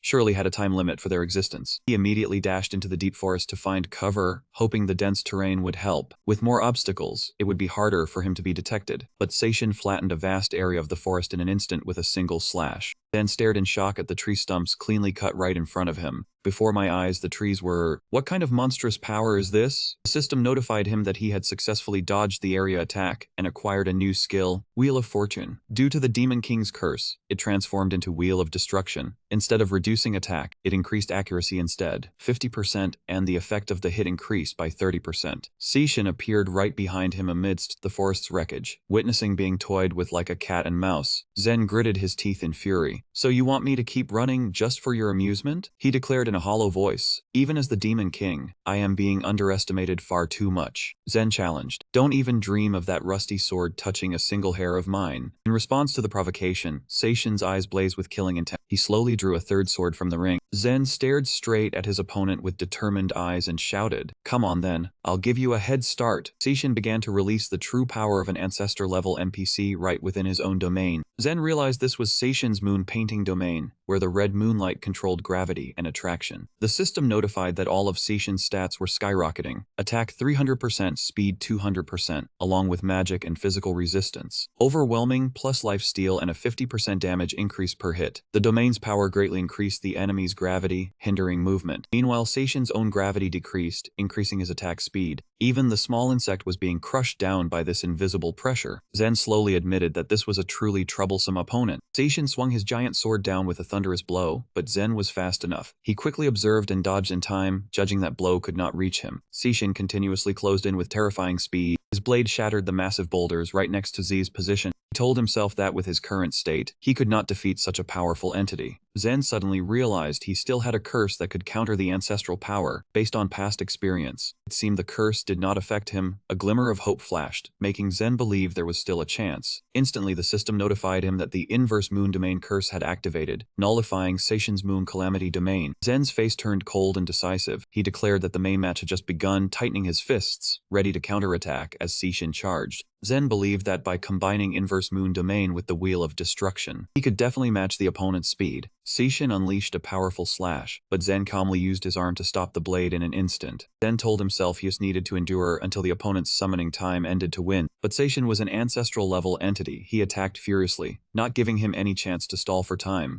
Zen struggled to block the slashes, understanding that sooner or later a weakness would show and the opponent would finish him. Seishin was slightly amazed at the Demon King's resilience. Zen realized that if he had reacted a moment slower, he would have been devoured. Determined not to be passive, he declared that the best defense was a good offense. A system notification window immediately appeared. The inverse moon domain and skills had been combined, transforming him into the form of the Lava Rock King, adorning him with a majestic, radiant purple stone armor. He raised his greatsword and shouted loudly, "My turn now. Come on with power unleashed." Zen shot forward like a lightning bolt, directly confronting the ancestor of the Black Moon tribe. The incredibly powerful clash pushed Seishin back. The swords behind him were knocked away and fell scattered everywhere. Zen relentlessly pressured him with powerful sword strikes, not giving the opponent a single second to breathe. Seeing the opportunity arrive, Zen raised his greatsword high, blazing with energy, putting all his strength into a fatal blow against the opponent and shouted loudly, A terrifying explosion erupted, shaking the entire forest and blowing everything away. Amidst the dust and smoke, Zen roared victoriously, "Game over." But his smile vanished the moment the smoke cleared. Seishin was still standing firm, using his remaining sword to block the attack. Zen was horrified to realize his fatal mistake. He should have also destroyed its sword. Suddenly, Seishin revealed a hidden blade from his wrist and stabbed straight at him. The Demon King could only cry out in shock as he felt the cold blade pierce his body. Even in his new form, Seishin still held the absolute advantage in speed. He struggled to dodge the wind-tearing sword strikes and silently assessed. It seemed that Bastard was still one step faster than him. Even so, as a seasoned veteran player, Zen confidently asserted, "Thanks to my vast combat experience, I can adapt." Suddenly, he executed a familiar technique, startling his opponent. Isn't that the clone technique of that final insect? Seishin couldn't react in time. He maximized his speed, creating countless illusions and launching a relentless assault, but Zen still stood firm amidst the encirclement. He coldly declared, "These attacks are useless against me now." Watching the swarm of clones rush in, he smirked challengingly. "If I can't tell the real from the fake, I'll just slash them all down at once. I'll cut them to pieces." Zen roared and unleashed a powerful crescent-shaped sword strike that swept everything away. The energy blast blew away the clones, forcing the real Seishin to reveal himself with a face full of astonishment. Not giving up, the ancestor leaped high into the air, channeling all his power into a downward overhead strike. But Zen was one step faster, raising his hand to block the flaming sword, a triumphant smile clearly showing. That smile caused Seishin to tremble in shock. He looked straight at the opponent and stated firmly, "You no longer have the power to pierce this armor." Seishin helplessly realized all his efforts were futile against the Demon King's absolute defense. Zen struck him away and declared coldly, "You have no chance of winning any longer." Seishin was completely crushed by the might of Saja. Zen raised his blazing greatsword high, roared decisively, "This time it's over." The powerful strike caused the assassin to fall completely at his feet. He struggled to look up with a complex gaze and uttered in reverence, "Lord Saja." Zen coldly questioned the defeated foe, "Is this a plea for mercy?" The assassin knelt down, admitting he did not hope for forgiveness, but wished to share information about his tribe. Zen sheathed his sword and silently commanded, "Fine, speak." He revealed the horrifying truth. "The new Heavenly King Ben wants you dead by the hand of your own former subordinate." Zen pondered silently. "So that is why your tribe came to kill me. Ben ordered your entire Black Moon tribe to do this." The assassin nodded in confirmation, otherwise they would never have touched him. Zen smirked sarcastically, "You sure are enthusiastic even when instigated." Suddenly, he slammed his head to the ground, blood gushing from his mouth as he fervently begged to take my life and spare the entire tribe. Without waiting for an answer, he shouted a loud farewell and then took his own life right before Zen's eyes. Watching his enemy fall, Zen could only sigh. He secretly worried about Ben's cruelty strangling the other tribes. The system panel suddenly displayed a mission completion notification. Zen clicked his tongue, it finished quickly. The reward was recognition from the Beastman leader, partially lifting the Demon King's curse and receiving a new magic skill. Zen smiled with hope, seeing that he was safe. He indifferently pressed to select the next mission. "That's right, let's continue." Just as Zen turned around, a pitch-black hand on the ground suddenly moved. A shadow entity with blazing eyes silently rose behind him, before he could even gather his wits. A sharp blade had pierced through Zen's chest from behind. He was stunned, vomiting blood, only managing to utter in shock, "What?" Amidst the thick, murderous atmosphere, the shadow entity spoke a mocking greeting. "Yo, looks like you were having quite a bit of fun." Zen's eyes widened as he looked at the one who attacked him and cried out in despair, "You!" Stabbed unexpectedly from behind, Zen asked in pain and shock, "Who are you? Why did you?" The shadow entity calmly replied while withdrawing the sword, "Nothing major, just a small errand." Fresh blood splattered as the blade left his body. The system immediately notified the activation of the demon blood art skill, helping him recover 3% of his health per second. The stranger looked at Zen with mocking, glowing red eyes. "You have wasted too much time. I thought I should give you a wake-up call." Zen gritted his teeth, his face pale from blood loss. "Damn it, recovery, keep up with the damage." The cruel enemy withdrew his killing intent and prepared to leave. "Well, that's done. See you later then." Zen reached out a hand to call after him. "Aren't you going to finish me off?" The shadow entity paused for a moment before replying with a sarcastic tone, "Sorry, my schedule is full. For next time if you're still alive." With that he vanished, leaving Zen collapsed on the ground, breath ragged, unsure of what had just happened. Wounds were truly severe. Was he going to die in this world? Just as his consciousness was fading, a pure white feather gently fell before his eyes. Zen looked up at the sky, exclaiming in shock, "What is that? An angel?" A majestic entity with widespread wings appeared in the bright, glowing moonlight. The system immediately identified the opponent, Scout Angel, level 79. Zen's face turned pale with terror as he realized this entity did not come with good intentions. Damn it, that thing didn't look like it was here to save him. Was this truly the end? A sudden system notification saved the day. Mission complete. Reward, partial lifting of the Demon King's curse. Zen was stunned by the sudden turn of events. Huh? Seizing the moment the curse was lifted, Zen calculated inwardly, partially lift the curse. Wait, if that's true, then perhaps… On the opposite side, the scout angel slowly landed, looking down coldly at the dying man. You're not dead yet? That means the Black Moon tribe has failed. Lord Ben's orders are absolute. I will finish you myself. He swung a long spear and charged with incredible speed, aiming to impale Zen. A dry sound rang out along with spurting blood, but the angel suddenly froze in shock. The angel only managed to utter a single cry as he felt a chilling, killing intent right behind him. He trembled in disbelief. No, impossible? How could you appear behind me with those wounds? Standing behind his opponent, Zen smirked arrogantly. I see, this is really good. The system notified the partial lifting of the curse. All Demon King power can be used for 5 minutes per day. After that, a temporary unconscious state will occur. Time remaining, 4 minutes 59. Zen raised a sword, blazing with energy. He had just used the Shadow Presence skill to teleport behind his opponent. Looking at the panicking angel, Zen smiled sinisterly. Or do you still want to fight? A pitch-black wave of energy erupted, enveloping Zen and transforming him into an imposing Demon King form. He thought to himself, perfect timing. This is a chance to test real power. Zen only lightly touched the tip of his opponent's spear, but immediately the angel's weapon began to rot and disintegrate in utter shock. The scout was horrified. Just a touch and the weapon is decaying. Could he have regained his Demon King power? Sensing the overwhelming difference, he quickly spread his wings and fled in despair. I must report to Lord Ben immediately. Zen watched him with cold eyes and declared, think you can leave here? Don't I'm that kind. A pitch-black wave of energy erupted from Zen's hand. It snatched the angel trying to escape mid-air. He only managed a single cry of pain before being completely crushed by the dark power. Zen stood proudly amidst the eerie dark aura, roaring inwardly that this was the Demon King's power. But the countdown timer flashed a warning. 0.02,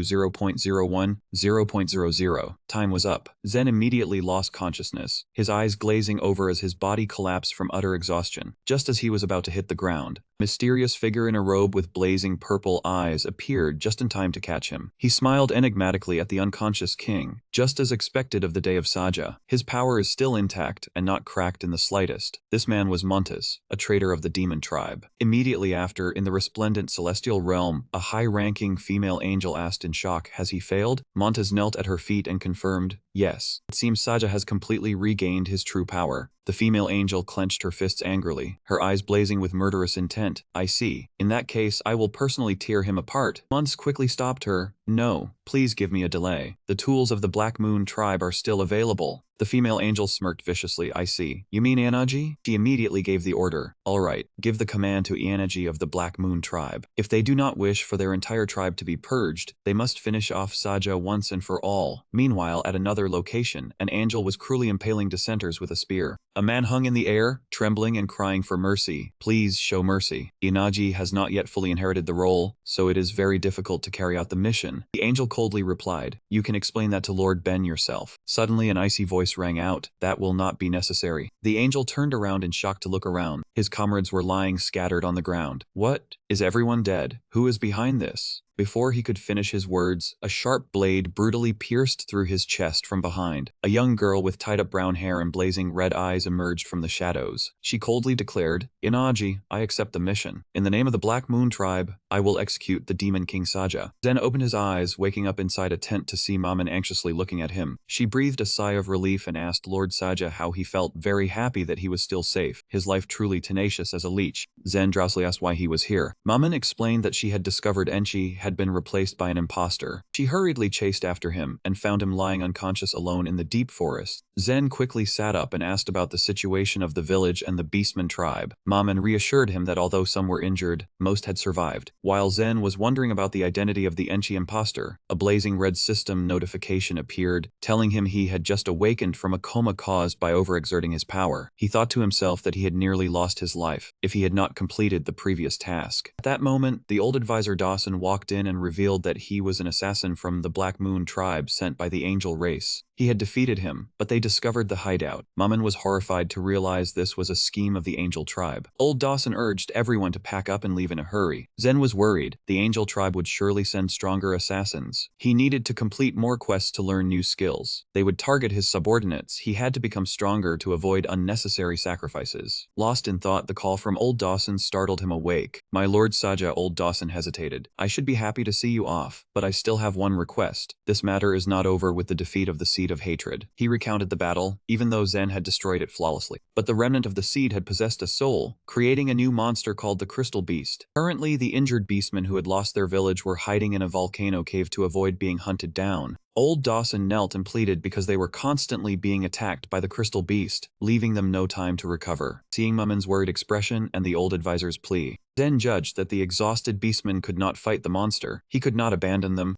Zen placed his hand on old Dawson's shoulder to reassure him. "All right, Chieftain, leave it to me." He inwardly calculated that the help of the Beastman tribe would be essential. Moreover, this crystal beast seemed like a delicious morsel for him to level up his power. That was enough. As long as there was a ladder, he would climb it, right? Maman led the way, guiding the group deep into the dark cave. She called softly, "Lord Saja, this way." Saja silently followed, determined to bring good news to the Beastman tribe soon. He worried about a surprise attack from the Angel tribe and wanted to resolve everything quickly. Suddenly, a strange noise from a pile of dirt and rocks made the whole group freeze. Maman was startled as a stone fell right in front of her. Immediately after, a dull, thudding sound echoed, making Saja suspicious. "What is that sound?" He noticed the stone wall beside him was abnormally closing in. Had it always been this close? A sense of unease washed over him, and Saja was horrified to realize the truth. "No, this is..." Then he was suddenly sent flying by a terrifying force. Saja skidded across the ground, struggling to keep his balance amidst the thick dust and smoke. Maman shouted in panic, "Lord Saja!" He roared a warning, "That wall is not a stone wall." From out of the darkness, a colossal monster with blazing eyes emerged. It was a level 70 crystal great serpent. Saja was stunned, confirming it was not a wall, but the body of a giant snake. Great Serpent King raised its body, dominating the cave with suffocating pressure. It lunged forward in a frenzied attack. Saja realized the disadvantage of the terrain. Fighting a snake inside a cave was extremely unfavorable. He decisively ordered, "We have to retreat now." Maman quickly pointed towards an escape route. "Lord Saja, over there." Saja immediately agreed and shouted, "Run." Both of them leaped out of the monster's bite by a hair's breadth. A deafening explosion occurred as the snake rammed into the cliff face, creating a pile of rubble that blocked its path. Saja breathed a sigh of relief, looking at the wreckage. That should hold it for a while. But Maman screamed again. A warning. Lord Saja, a new enemy. A saber-toothed tiger with a red crystal on its forehead charged out. The crystal beast loomed forward, radiating a killing intent far more terrifying than the great serpent. Saja was not afraid, he just smirked in amusement. A delicious scent came right to his mouth as the beast lunged. Maman shouted in panic, "Saja-sama, be careful." Zen did not flinch, immediately deploying a newly acquired magic skill to repel the pounce in an instant. Zen gently reached out to stroke it, and the monster suddenly became docile, mewling and acting spoiled like a kitten. He was secretly pleased that the magic technique had helped him tame the crystal beast. Old Dawson witnessed the unbelievable scene. He stammered in shock, "Unbelievable." Zen rode majestically on the back of the crystal panther back to the base, announcing, "I have brought back a new friend." With the help of the crystal beast, the Beastman village quickly regained its prosperity. Old Dawson was immensely grateful, insisting that the favor would be remembered forever, but Zen casually refused. Seeing this, old Dawson hesitantly made one final request. He pointed towards the village's guardian statue, which the Angel tribe had turned into a surveillance statue, and earnestly asked Zen to restore it to its original form. Zen gladly agreed. He observed the heavily damaged statue, doubting its repairability. Old Dawson explained that he only needed to touch it and channel his mana. Touch it and channel mana into it, and the statue would be restored. Zen muttered, "I see, just touch it, huh?" Then he slowly reached his hand towards the stone statue. The moment his hand touched it, the statue immediately reacted violently, emitting a brilliant purple energy. Zen's smile faded as an eerie dark force erupted from his arm. Cried out in pain, "Damn it." Old Dawson was horrified, realizing something was wrong. The residual magic of the Demon King within the statue is rejecting you.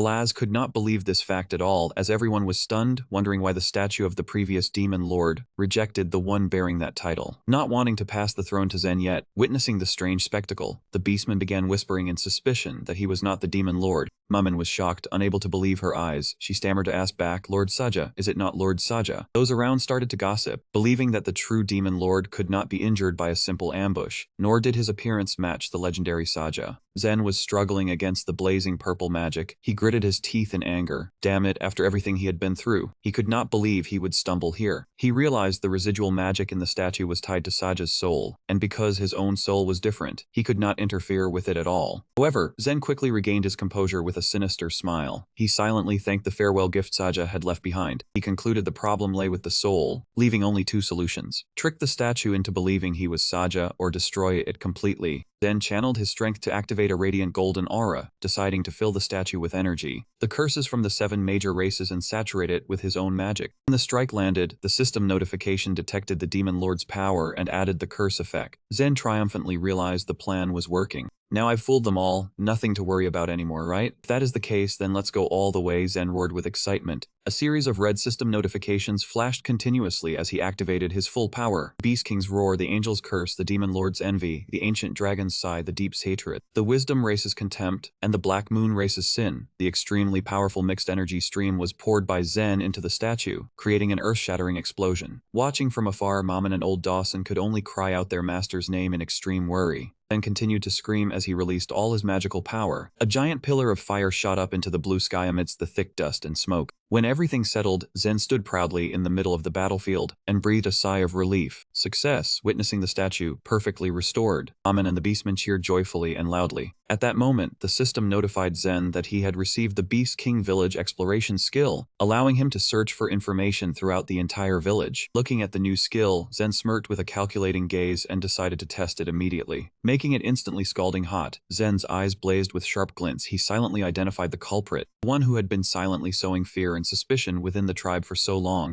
With a confident smile, he declared clearly, "I knew it." Without a moment's hesitation, Zen lunged forward, grabbing a fat Oros tightly by the neck and shouted, "Reveal your true form now." The Oros was stunned, unable to react, only managing a cry of surprise. Instantly, a burst of light flared, tearing through the disguise to reveal the pristine white wings of the angel race. He bitterly admitted to using Ben's power to infiltrate. The beastmen roared in fury upon realizing the enemy had disguised themselves to divide them. To seal Lord Sada's power, the enraged crowd surged forward to attack the angel spy. Ignoring him as he retreated in fear and dragged out the name Benza to threaten, Zen calmly admitted what he said was true. He needed to find a way to resolve the cursed affliction. Seeing her master troubled, Mammon worriedly asked if the instability of his power was caused by the curse. Zen unexpectedly asked about Patrick's whereabouts. Hell had mentioned the sentient weapon capable of removing negative effects called Pack 12. Patrick made Zen suddenly remember an important trump card. He thought to himself that Patrick was a direct subordinate, so there must be a soul link with Saja. Then the system announced a new quest, the King's Return Spirit Tribe version, requiring him to conquer the Eastern Spirit Tribe in 40 days, a fairly comfortable time frame. Jane turned to ask Mammon if she knew where Patrick was. Mammon recalled and said the last time she saw Patrick was when he flew towards the northwest. Zen's face paled because that was the completely opposite direction from where the quest was located. However, the 40-day deadline was still far off. He decided to prioritize finding Patrick to break the curse first. Zen ordered Mammon to head northwest with him. The two quickly left the Beast King village, leaving behind a mysterious system notification. "Hoping you won't regret this." Suddenly, a gigantic lightning bolt struck down from the sky with terrifying force. Amidst the smoke and dust, a young man in sportswear unexpectedly appeared. He looked around dazedly and wondered if this was the deep border space world. Believing he had been reincarnated, he grew excited seeing the quest board appear with a 3-month deadline and over 10,000 participants, the ultimate goal being to defeat the Demon Lord. In the desolate setting of an ancient battlefield littered with giant dry bones, a figure bearing the appearance of the Demon Lord Saja was emerging. Walking up the stone steps leading to a magnificent castle, he murmured with anticipation, "This is the place." In front of the great gate, he shouted loudly to announce his presence. "Patrick, are you there? The Demon Lord has returned." The heavy door slowly swung open. A beautiful maiden with fiery red hair and demon horns appeared seductively. It was Patrick, the Demon Lord's unique weapon in human form. She asked coldly, "What, you are here?" The impersonator was momentarily flustered, sweat dripping down his brow. "You do not even greet me." Patrick slightly bowed in salute. He secretly rejoiced, thinking his plan to impersonate Saja had succeeded. In truth, he was a player with the ID first star of the Silent Knight, a level 97 warrior trying to trick a legendary weapon. It turned out this guy was also summoned from the real world into the very game he used to grind. With his deep knowledge of the game, he easily manipulated the native inhabitants and quickly, realizing he was not the only one brought to this world to gain an absolute advantage over other players. He used a special transformation potion to disguise himself as the Demon Lord Saja. His goal was nothing other than to obtain Patrick, the sentient weapon absolutely loyal to the Demon Lord. He believed impersonating the real owner was the best solution to win her over. With the ambition of becoming the true main character, he gave a sinister smile. But as he stepped into the hall, a sudden dizzying sensation struck, making his head spin. He was horrified, wondering why his vision was swaying and blurry like this, until he realized a stream of dark red mist was enveloping his body. Patrick looked at the fallen man with a cold, contemptuous gaze and condemned him as a pathetic fool. Patrick coldly watched the impostor fall into a deep pit filled with corpses. She sneered, saying he should at least be grateful. I am merely sending you to your grave." Then she walked away. He crossed the magnificent hall to meet the real master. Kneeling before Saja Maman, Patrick reported that he had dealt with the one who dared to tarnish his name. White-haired Demon King with his distinctive horn smiled in satisfaction. "Well done, Patrick." The red-haired girl could not hide her disgust. Lately there were more and more fools daring to impersonate Lord Saja. Saja leaned back gently in his chair, his deep red eyes calm. "Do not stress, they are merely entertainment. After all, we will clean them out one by one. Just let them walk right into the trap." In a distant town, Zen suddenly sneezed, causing Maman to worry and ask if Lord Saja was alright. He rubbed his nose and replied, "I am fine, I just need to find Patrick as quickly as possible."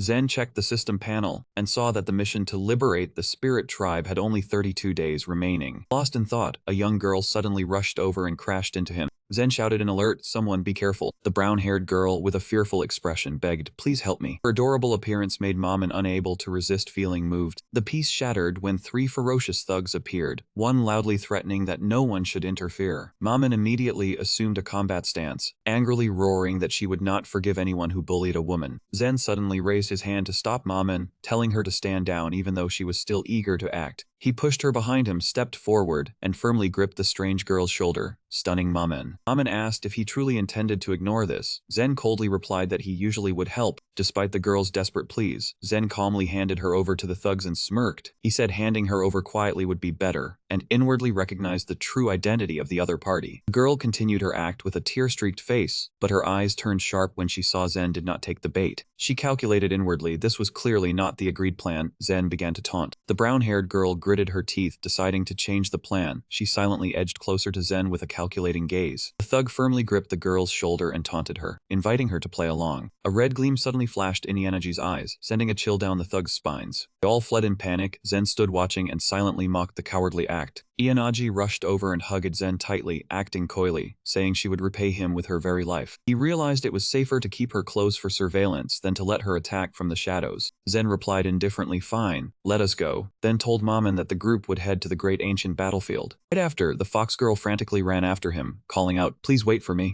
After a long journey, the group set foot on the ancient battlefield. Zen was shocked to find it was no longer desolate. The place was now a bustling market with all kinds of stalls, causing Zen to just hold his head and exclaim. While dazed, a man holding a flagpole suddenly rammed into him hard and yelled at him to get out of the way. Zen looked at the sign and realized this was a long line of people waiting to challenge Patrick, as numerous as an army. The man explained that due to the overwhelming number of explorers, they had established a new protection team to manage them. If Zen wanted to queue now, he would have to wait a full 2 months for his turn. Zen panicked, grabbed the man tightly and yelled, "2 months? Is there any way to go sooner?" He looked at the crowded crowd in dismay. Maman suggested asking around for information. Ianaji stood watching, suspicious upon seeing the Demon King personally fighting with Patrick's weapon. She wondered if he had lost the ability to control this divine weapon. She smugly thought this was a golden opportunity to find another useful pawn. Zen and Maman met up again but had no clues yet. He reassured his subordinate not to rush. Suddenly, the system notification panel appeared along with an exclamation of Akino Shen. A blonde warrior and his teammates rushed over, excitedly recognizing Zen thanks to his famous face. Zen was shocked to see many other players were also summoned to this world. The blonde man was stunned to learn that Zen had never met any other players here. Maman was completely clueless. Not understanding what a player was, Zen realized the system had set this up. Native inhabitants were completely unaware of the intrusion of the gamers. The blonde warrior enthusiastically invited Zen to join their team because they were all free players. 2 girls in the team, a mage and a priest, quickly became acquainted with Maman and Ianaji. The blonde confidently claimed that with Zen, the team would be invincible when entering the ancient battlefield tomorrow. He promised to divide the loot fairly, and after a moment of consideration, Zen smirked and agreed. He felt things were starting to get more interesting. Along the way, Zen inquired about the time they arrived. The blonde recounted the incident. Out of curiosity, they agreed and were sent here along with many other players. Such a waste of space. Zen inwardly noted that the timeline matched when he had ignored the system. He asked sternly if they had received any quests. The blonde-haired man admitted his goal was to destroy the demon lord Saja. Zen realized the system was turning other players into enemies to counter him. The soldiers began deploying on the city wall, ready to attack. Zen remained vigilant. These people were already enemies, and he wondered if those behind him would act as well. The blonde pointed at Zen, excitedly exclaiming that the armor belonged to Saja, that it was luck and extraordinary skill. He approached with a sinister smile, asking what had happened to Saja after being defeated. Zen was shocked to realize his identity had been completely exposed. He calculated his options while caught between 2 sides. It was was a pincer move, they knew his identity. How should he handle this? Zen smirked challengingly. What if he refused to answer? The two girls in the blonde's team suddenly subdued Maman and Ianaji. Zen coldly asked what they planned to do, immobilize them and take them hostage. The blonde shouldered his axe and strode arrogantly, saying it was fine if he did not answer. Killing an idol would only bring him more luck. He suddenly swung his axe and roared fire. Immediately, a rain of arrows descended from above onto Zen's position. Maman shouted worriedly, calling out Lord Saja, but a knife was at her throat. Do not move. Zen was unfazed, activating his exclusive skill, Demon Phantom Transmission, to increase speed by 30%. He turned into a phantom shadow, easily dodging all the arrows in an instant. Zen appeared right behind Ianaji, his purple eyes blazing with menace. Just standing around watching is boring. He coldly shoved her forward, telling her to risk her life for him. Ianaji was stunned because she had not seen his movement, wondering when he had gotten behind her. Zen stood tall observing, smirking as he said he wanted to sit back and enjoy the show like a true demon lord. Ianaji panicked and asked what the hell he was talking about. Saja casually provoked her. Did she want to punish these people for being rude to him? He added they were just loudmouth cowards, which was a bit too much. Suddenly dragging out a hostage to take the hit. What kind of game was that? Ianaji was speechless, unable to understand how the situation had taken such a strange turn, feeling humiliated. The blonde warrior roared as he charged forward, saying why not teach them manners himself. He unleashed a powerful axe strike, but Saja vanished, leaving only an afterimage, shocking him. Ianaji quickly clarified, do not misunderstand, I am not his ally. The blonde did not believe her, saying he had been tailing them all day. If she was not an ally, she would not have followed orders. He silently admitted Saja's speed was formidable. Ianaji was trapped, unable to reveal the truth in front of Saja. The blonde seized the moment, lunging ferociously, saying she had admitted it. Take this. He attacked wildly, forcing Ianaji to draw her dagger to block the heavy axe strikes. She gritted her teeth, telling herself she had to deal with this trouble on her own. Watching from behind, Saja smirked with amusement. Was the fight about to begin? The cruel always lived leisurely, after all. Magic began to bombard everywhere violently, creating a chaotic scene. Saja secretly felt pleased. The more chaos, the easier it was to act. Seeing the mage gathering energy, he taunted. Shouldn't she be using magic to help her teammate? At that moment, Ianaji delivered a sharp slash that tore through the blonde's armor. He recoiled in pain and shock.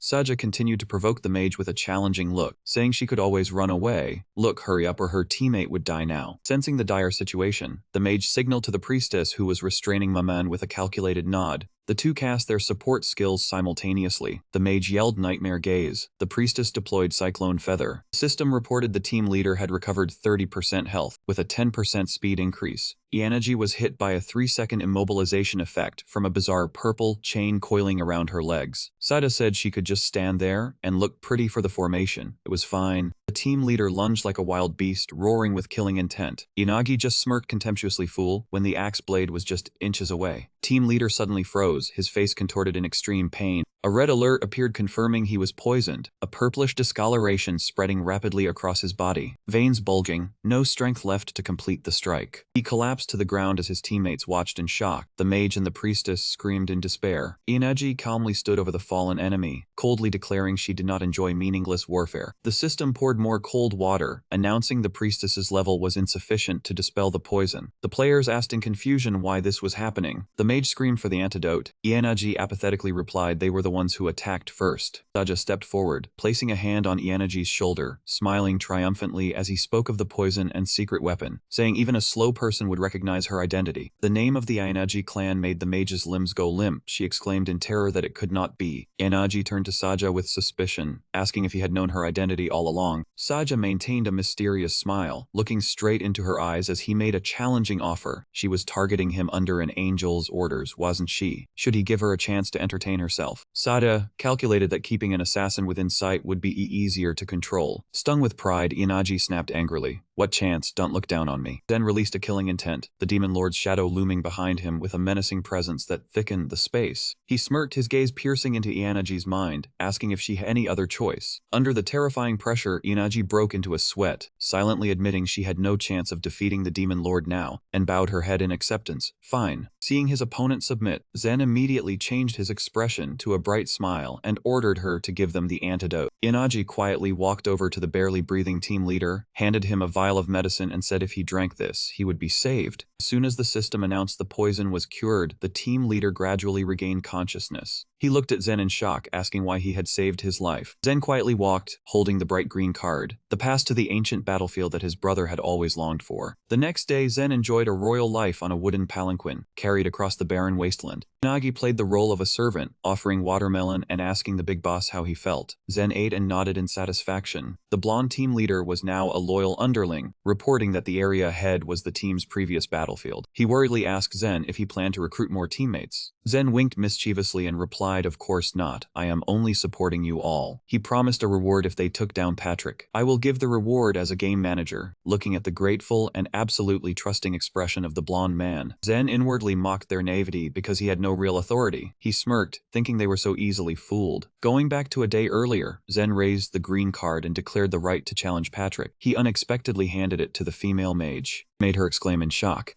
Zen beamed a bright smile of congratulations. The right to challenge was now hers. She had passed the trial. The entire blonde team was heavily shocked by this excessively generous act. Zen continued the act, saying the GM's job was to support the most suitable challenger, but he secretly thought it was a lie. A group of players murmured in doubt whether Zen was really the GM. Zen intended to keep them there to gather information. Seeing their hesitation, he coldly turned his back. "If you do not trust me, I will find others." The blonde man panicked and begged for more time. Dan turned back and asked pointedly, "So you want proof?" The blonde man admitted to something like that. Zen smirked and made a bold suggestion, "Attack me." The female mage looked dazed, not understanding what was happening. Zen let out a proud laugh. A surge of purple dark energy burst forth. "Just attack, come on." The female mage gritted her teeth and decided, even if it was a trick, she had to take him down. She immediately cast Fireball, a blazing sphere of fire toward Zen. He stood watching and assessed it as basic fire magic. "How unfortunate that your opponent is me." When the high temperature appeared, the system activated a counter skill, the punishment of the deep abyss. Sharp ice blocks appeared, freezing the fireball at absolute zero and then reflecting it back. The fireball transformed into a massive block of ice shooting straight toward the opponent at a terrifying speed. The female mage panicked and deployed a fire shield, but the counter force was too great. It made her scream before being blasted away. She sat down on the ground amidst shattered ice pieces. The blonde warrior and the female priest stood frozen in awe. They realized this skill had no ability to convert attributes. Looking at the glowing ice blocks, they were completely convinced and exclaimed, "He really is the GM." Zen raised his finger to his lips signaling silence. "Do not speak too loudly." The group immediately obeyed. In his heart, Zen was confident in his Demon Lord skills and seasoned experience. He would never fail. The system panel displayed the list of the Demon Lord's exclusive skills. Zen commanded Maman free her from the ice. Even though Maman was sullen and unwilling to help someone who opposed her lord, she still kicked the ice block apart to save the female mage. Inagi began to suspect when she saw Zen subduing enemies with words. She thought the true Demon Lord must have a secret motive. As the group moved along the stone path, the blonde warrior asked about the reward. Zen smiled enigmatically. "I cannot say much, but this appearance is a big hint. Think about what just happened and their existence. That is all." Looking at Zen's back along with Maman and Inagi, the player group discussed the meaning of the beastman and the assassin. The female mage reasoned, "Inverse magic and Demon Lord minions. He means forming a party with the betrayer races to defeat him." The group excitedly believed that recruiting underlings would weaken the Demon Lord. Zen inwardly marveled at the imagination of these otakus. Zen leaned close to the team leader and whispered, "Just between us. If successful, you all can bring something from this world back to reality." Despite their doubts, the prospect of bringing back treasure made the whole team excitedly shout, "Let's do it, we will be rich." They encountered a giant stone monster that was roaring. The blonde warrior swung his sword and charged ahead, calling for coordination. Observing from behind, Maman asked worriedly if he was really going to help them. "They will definitely turn around and attack him." Zen signaled to just observe and wait. "I have my reasons." Suddenly, a whirlwind of energy erupted, startling the players. "A dragon, be careful." From within the dust and tornado, two figures slowly emerged. It was a white-haired man and a red-haired girl, Patrick. Patrick sniffed the air and wondered that the smell was like a cat. Patrick's blazing red eyes flashed with fury as she realized something. Could it be that it has appeared? She stared fixedly toward the high cliff, the place where Zen was standing and observing. Patrick roared in contempt upon discovering the one bearing her master's appearance. Amidst the chaotic battlefield, the stone monsters suddenly froze oddly, leaving the adventurers bewildered. One monster was abruptly torn apart in an instant. The blonde team leader panicked. It escaped. The whole area fell into confusion. Amen nervously reported that the monsters were acting very strangely. Inagi also felt a heavy pressure approaching,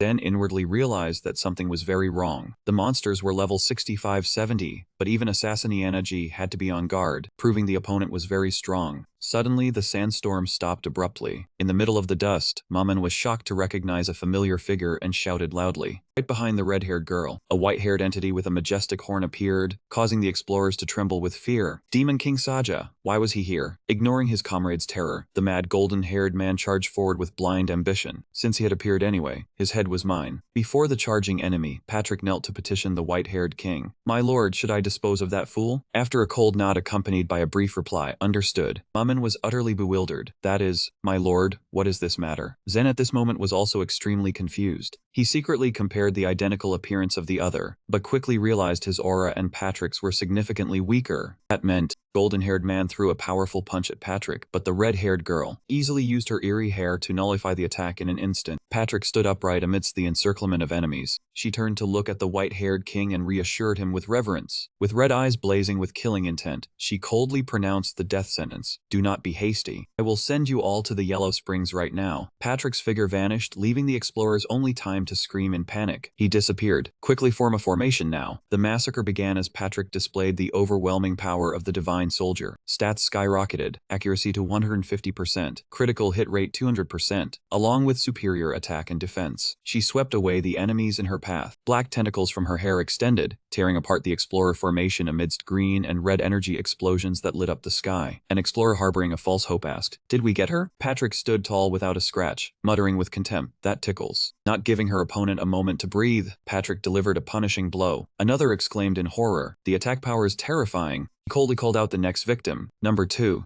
The explorers, though trembling, still shouted to reassure each other. Do not falter if we attack together. The only response to their futile effort was Patrick's cold gaze. How useless. Zen from afar activated the bestial intimidation skill, emitting a dark crimson aura that enveloped the battlefield. The pressure from the true Demon King's skill, causing Patrick's body to begin faltering. Was my body failing? Amidst the spiritual shock, she was horrified to realize the truth, looking at the one standing beside her with blazing eyes. How dare a fake approach my king? Patrick madly lunged forward to deliver the final blow to the fake Demon King. Die. Mummin timely appeared to block the strike. She shouted, "Patrick, it is me." Patrick had by now completely lost control. She roared with murderous intent, "Death to traitors." Witnessing the horrific clash, the golden-haired team leader admitted shakily, "This is not a level we should interfere with." Zen standing beside him sneered mockingly, "What do you say now?" Acting timid again, he silently calculated that using Patrick as bait had been good. No need to monitor Ianaji anymore. She had actively retreated, valuing her survival. Then watched Patrick fight and inwardly marveled at this weapon's endurance, equivalent to a Demon King's body. Ahead, Maman persistently argued, "Lord Saja and I came to take you back." Patrick looked towards Zen with suspicion. "That Lord Saja looks nothing like that foolish man. If he is real, why did you make me attack you?" Patrick used tentacles to tightly bind her opponent's leg. "Got you." She delivered a thunderous kick, causing Maman to fall. Down, she coldly declared, "You are too foolish. I do not even want to kill you. Do not resist again." Patrick slowly advanced towards the petrified fake Demon King. "Now the imposter, all your allies have escaped. Seems you are quite beloved, huh?" Fake Demon King replied sarcastically, "Not as much as you. Over 100 years, and you have only one subordinate." The words struck a nerve, causing Patrick's face to contort with rage. She roared in extreme fury, "I will kill you." Patrick was trapped amidst a rain of arrows and magic from the golden-haired man's explorer group. Amidst the encirclement, she still maintained a contemptuous look. "A mass ambush. You think this petty trick works on me?" Instantly, a horrifying explosion engulfed the red-haired girl in a sea of fire and thick smoke. Stepping out from the smoke, the fake Demon King smirked in triumph. "Better not overestimate yourself." Under the effect of the attribute attacks, the system notification flashed red, activating the Ancestor's Curse. From the surging energy, the massive crimson lineage shadow, the deep-sea entity and the soul of wisdom simultaneously rose, emitting a terrifying pressure that enveloped the battlefield. Seeing those with status fight was truly dazzling. Fake roared excitedly while channeling divine power. "The Ancestor's prayers, if you can withstand them, then try." He commanded the spirit. The crimson lineage soul crystal charged forward, delivering a thunderous blow. It sent Patrick flying far away and pinned her to the ground. Witnessing this, the golden-haired team leader cheered in victory. "I did it." Patrick was completely exhausted, collapsing amidst the rubble, only able to utter a pained groan. Golden-haired man excitedly yelled, asking his teammates, "Did we bring her down?" In contrast to that excitement, Ainaji began to suspect when she noticed the power the other had just used was not recorded in historical accounts of the Demon King. The fake hesitantly approached the dying Patrick, coldly issuing an ultimatum. "Now do you surrender or do you want to die?" Patrick looked up at the real Saja, her eyes full of regret and a silent promise. "I'm sorry, Demon King, I will soon regain my power." Saja exclaimed in shock. Suddenly, a massive wave of dark crimson aura erupted from afar. The explorers screamed in panic. "The silent Demon King has moved." Saja looked towards the eerie dark figure with a wary gaze, stating firmly, "That is not the Demon King."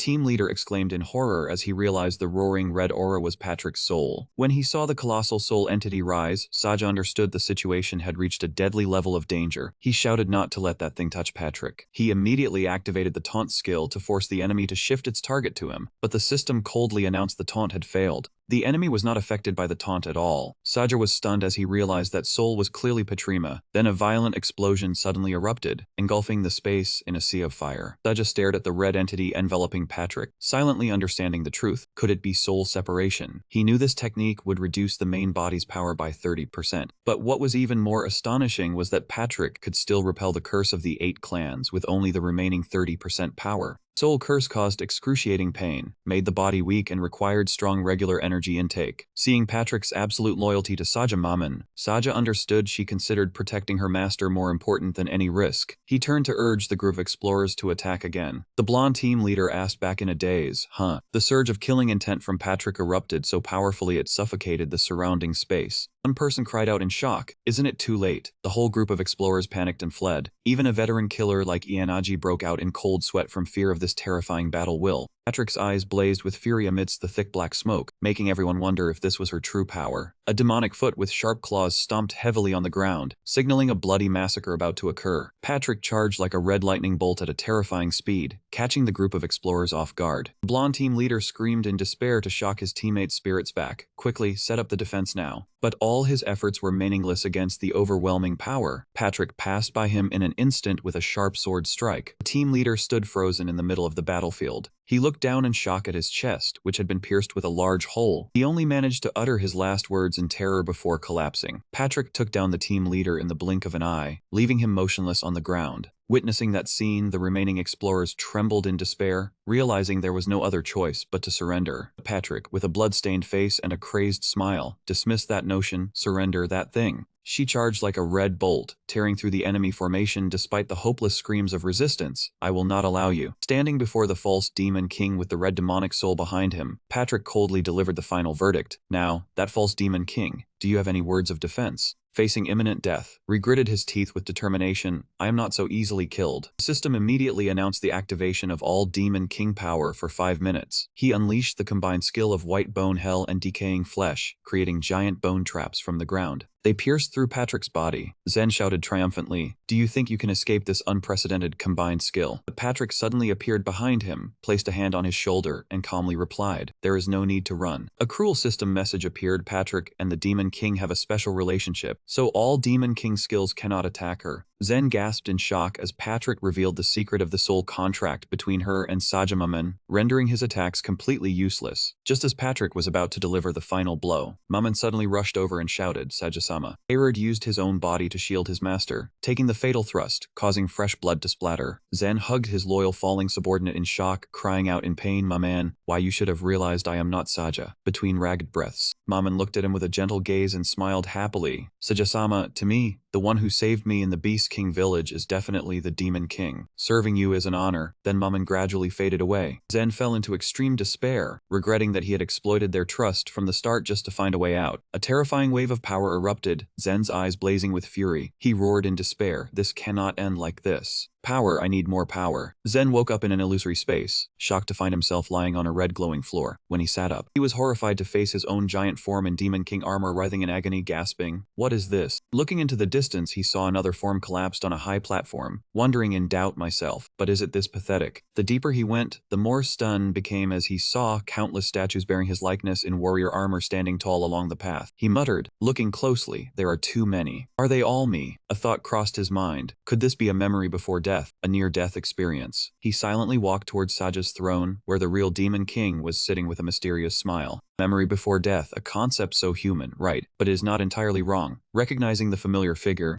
Zen angrily questioned, "You again. Are you the one who made me play the role of the Demon King? And why are you appearing in my memories?" Saja calmly pointed at him and asserted, "Because that is what you have always wished for." Zen asked sternly, "What do you mean?" Saja explained clearly, "You have complained about your own powerlessness and longed to obtain strength." Saja brought up the image of Maman in pain for failing to protect her master to offer a tempting proposal. "That cat is also full of regret. If you entrust your body to me, I can save everyone." Zen asked coldly, "Who are you?" Saja smirked and replied, "I am the Demon King's memory etched into your mind, and I am everything. Zen sneered in disdain. Do not make me laugh. What can a parasite in my mind possibly do? Immediately, an extremely powerful blast of fire suddenly struck Zen right in the face. Saja's fire punch landed straight on Zen's body, sending him flying away in helplessness. Saja calmly declared, I can do everything you cannot. Looking at the smoke rising from the Demon King's fingertips, Zen began to get worried. This guy, perhaps he is not just bluffing or making empty threats. Saja pointed at the magnificent throne and commanded, sit on that throne. He continued with a dangerous invitation, if you abandon your ego and merge with me to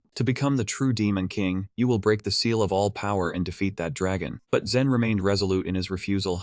What the hell are you talking about? I will do things my way with my current self. Saja smirked sarcastically. Can you really? He began to evoke Zen's bitter failures, from being unable to break the curse for the Soul Clan to being completely overwhelmed by Patrick. Each mistake resurfaced. You would not have struggled against Patrick, and you would not have been killed by her because of your arrogance. The words if not for you echoed incessantly in his mind, completely breaking Zen. He was completely broken by the cruel reality. He painfully blamed himself. If not for me, then I and the others would not have ended up like this. If that is the case, then anyone other than me would be fine, he affirmed as if guiding. That person could be you. Saja stood up and pointed toward the exit. Go back to where you belong. Everyone is waiting for you. Zen quietly walked on the red carpet toward the faint light. Saja let out a triumphant smile. Good, just kidding. But Zen's eyes suddenly turned cold. He realized the scheme. You want me to abandon this body, don't you? Without hesitation, Zen spun around, grabbed Saja by the collar, and slammed him to the ground, shocking the Demon King to the core. Saja could only cry out in astonishment as he was pinned down by Zen. Zen stood tall over Saja's fallen body, completely in control of the situation. Zen gripped the hilt of his sword and declared firmly, who do you think I am? I will not submit to you. Then plunged the sword into the ground beside his face. He coldly asserted, there is no rule forcing me to use your power to defeat Patrick. And I am the one who defeated the Demon King. Is that not right? Saja's eyes widened in shock. He stammered in despair. What the hell are you? You will regret needing my power. Zen sneered with contempt. That is not the way of the strongest players. I will gain power on my own. At that moment, Zen's consciousness connected with a distant memory. He wondered if it was similar to what Saja had experienced. Zen remembered the moment he nearly died when a demon soul held him tight, but an unexpected incident revived him. The system revealed Jinmaru had activated the angel curse. The curse reversed into a blessing, granting Zen a disaster state beyond life and death, holding the power to change life and death. Jenner smiled triumphantly as he realized he could level up and revive once more. Saja protested in shock. No, the reason I called you here is... Zen cut him off decisively. Enough, I doubt you are truly the Demon King, then coldly turned his back and walked away. Ignoring Saja's panicked attempt to cling to him, Zen glanced with contempt. Your words earlier were majestic, now they are nothing but cheap tricks. The Saja I defeated had conviction stronger than this. Zen cornered Saja and declared firmly, I return your words to you, I can do everything you cannot. The system announced Iki no Zen had achieved soul secret. Patrick stood on a cliff overlooking Zen's immobile body, her cold gaze filled with contempt. This is the punishment for daring to mock Lord Saja. She bent down to touch his armor, gritting her teeth in fury. You dare to stain Lord Saja's armor with this foul blood. Suddenly, a hand rose from the ground and grabbed Patrick's wrist tightly, startling her. Surprised, beautiful lady, you thought I was dead, dream on. Zen slowly opened his eyes and sneered mockingly despite his severe injuries. Are you suddenly to undress another man like that? Patrick staggered back, her eyes red with terror. Are you still alive? Rage erupted, she screamed, then die again. She then used her sharp tail to pierce through his body once more. Watching her prey twitching in a pool of blood, Patrick snarled, you stubborn pest. Finally, I can make you truly dead. Even as blood flowed from the corner of his mouth, Zen smirked arrogantly and asked back, so eager to kill me, are you afraid? Patrick screamed madly, fool, if you trusted your comrades, you were completely wrong. He pointed at the scattered corpses. That cat is just like the other pests, all have fallen. Patrick lunged to deliver the decisive blow to finish her opponent. This time you will die, at the critical moment of life and death. Zen roared with authority. You are not the only one who knows soul magic, Maman, wake up now. A burst of purple energy erupted along with a notification of soul fusion technique. Patrick's eyes contracted. Is this a joke? From the eerie glow, a figure shot out at terrifying speed. Patrick could only cry out in shock as her weapon was grabbed tightly by powerful hands. It was Maman, but her face was shrouded in darkness with blazing purple eyes. Even Zen was startled, wondering, was she not dead? Looking at the new formidable form radiating suffocating killing intent, Patrick was bewildered. Is this soul separation magic? Patrick was sent flying in surprise. She realized in shock the power of her opponent had suddenly surged tenfold in an instant. Zen thought silently as Maman declared she would follow him, knowing he was not Saja. She became a true partner, helping him become the target. Patrick collapsed trembling, looking at the two and cried out in fear, what the hell are you? Zen smirked with satisfaction. I will not let anyone kill a partner so easily. This should not surprise you, or can your Saja not do the same? Patrick gritted her teeth in resentment, telling herself not to fall for the trap again. To measure Mamon's true power, she decided to summon a giant spectral dragon blazing with light. The beast roared deafeningly, emitting a terrifying pressure that enveloped the entire space. Facing the silence of her opponents, Patrick mocked, "Are you surrendering? Seems you lack the strength to fight back." The dragon lunged to deliver a devastating strike, but a green protective barrier appeared around Zen and Mamon, blocking the attack. A violent explosion occurred as the dragon collided with a defensive shield. Zen stood firm inside. Even though the wound on his chest still bled, he flashed a challenging smile. "Come on, do you want to continue? Wait a moment for me." Right after that, Zen's presence and Mamon dissolved in green particles of light and vanished, leaving Patrick bewildered, wondering whether the magic was absorbed. Suddenly, a deep blue sword tore through the ground, creating an explosion that sent Patrick and Saja flying. He looked up in terror toward the cloud of dust, where a majestic figure slowly emerged from the night. A brilliant system notification appeared confirming the soul fusion process had been completed, with blazing deep blue tattoos covering his body and powerful beast ears. Zen shot forward like lightning and shouted loudly, "Sorry for making you wait." He threw a earth-shattering punch straight at Patrick. The terrifying blow sent her flying dozens of meters away, creating a long trail of destruction on the ground. Patrick struggled up from the rubble, stunned as she looked at her opponent's new form, and blurted out, "What the hell is that appearance and that kind of magic?" Zen calmly advanced, the magical lines on his chest radiating a suffocating pressure, and he sneered back, "Curious. If you submit and become my weapon, I will tell you." The offer was like adding fuel to the fire. Patrick roared in fury, "Don't insult me. Only a mighty king has the right to wield me." She madly lunged into an attack, creating blazing clashes between the two streams of green and red energy amidst the fierce battle. Zen coldly countered and asserted firmly, "Your king lost to me long ago."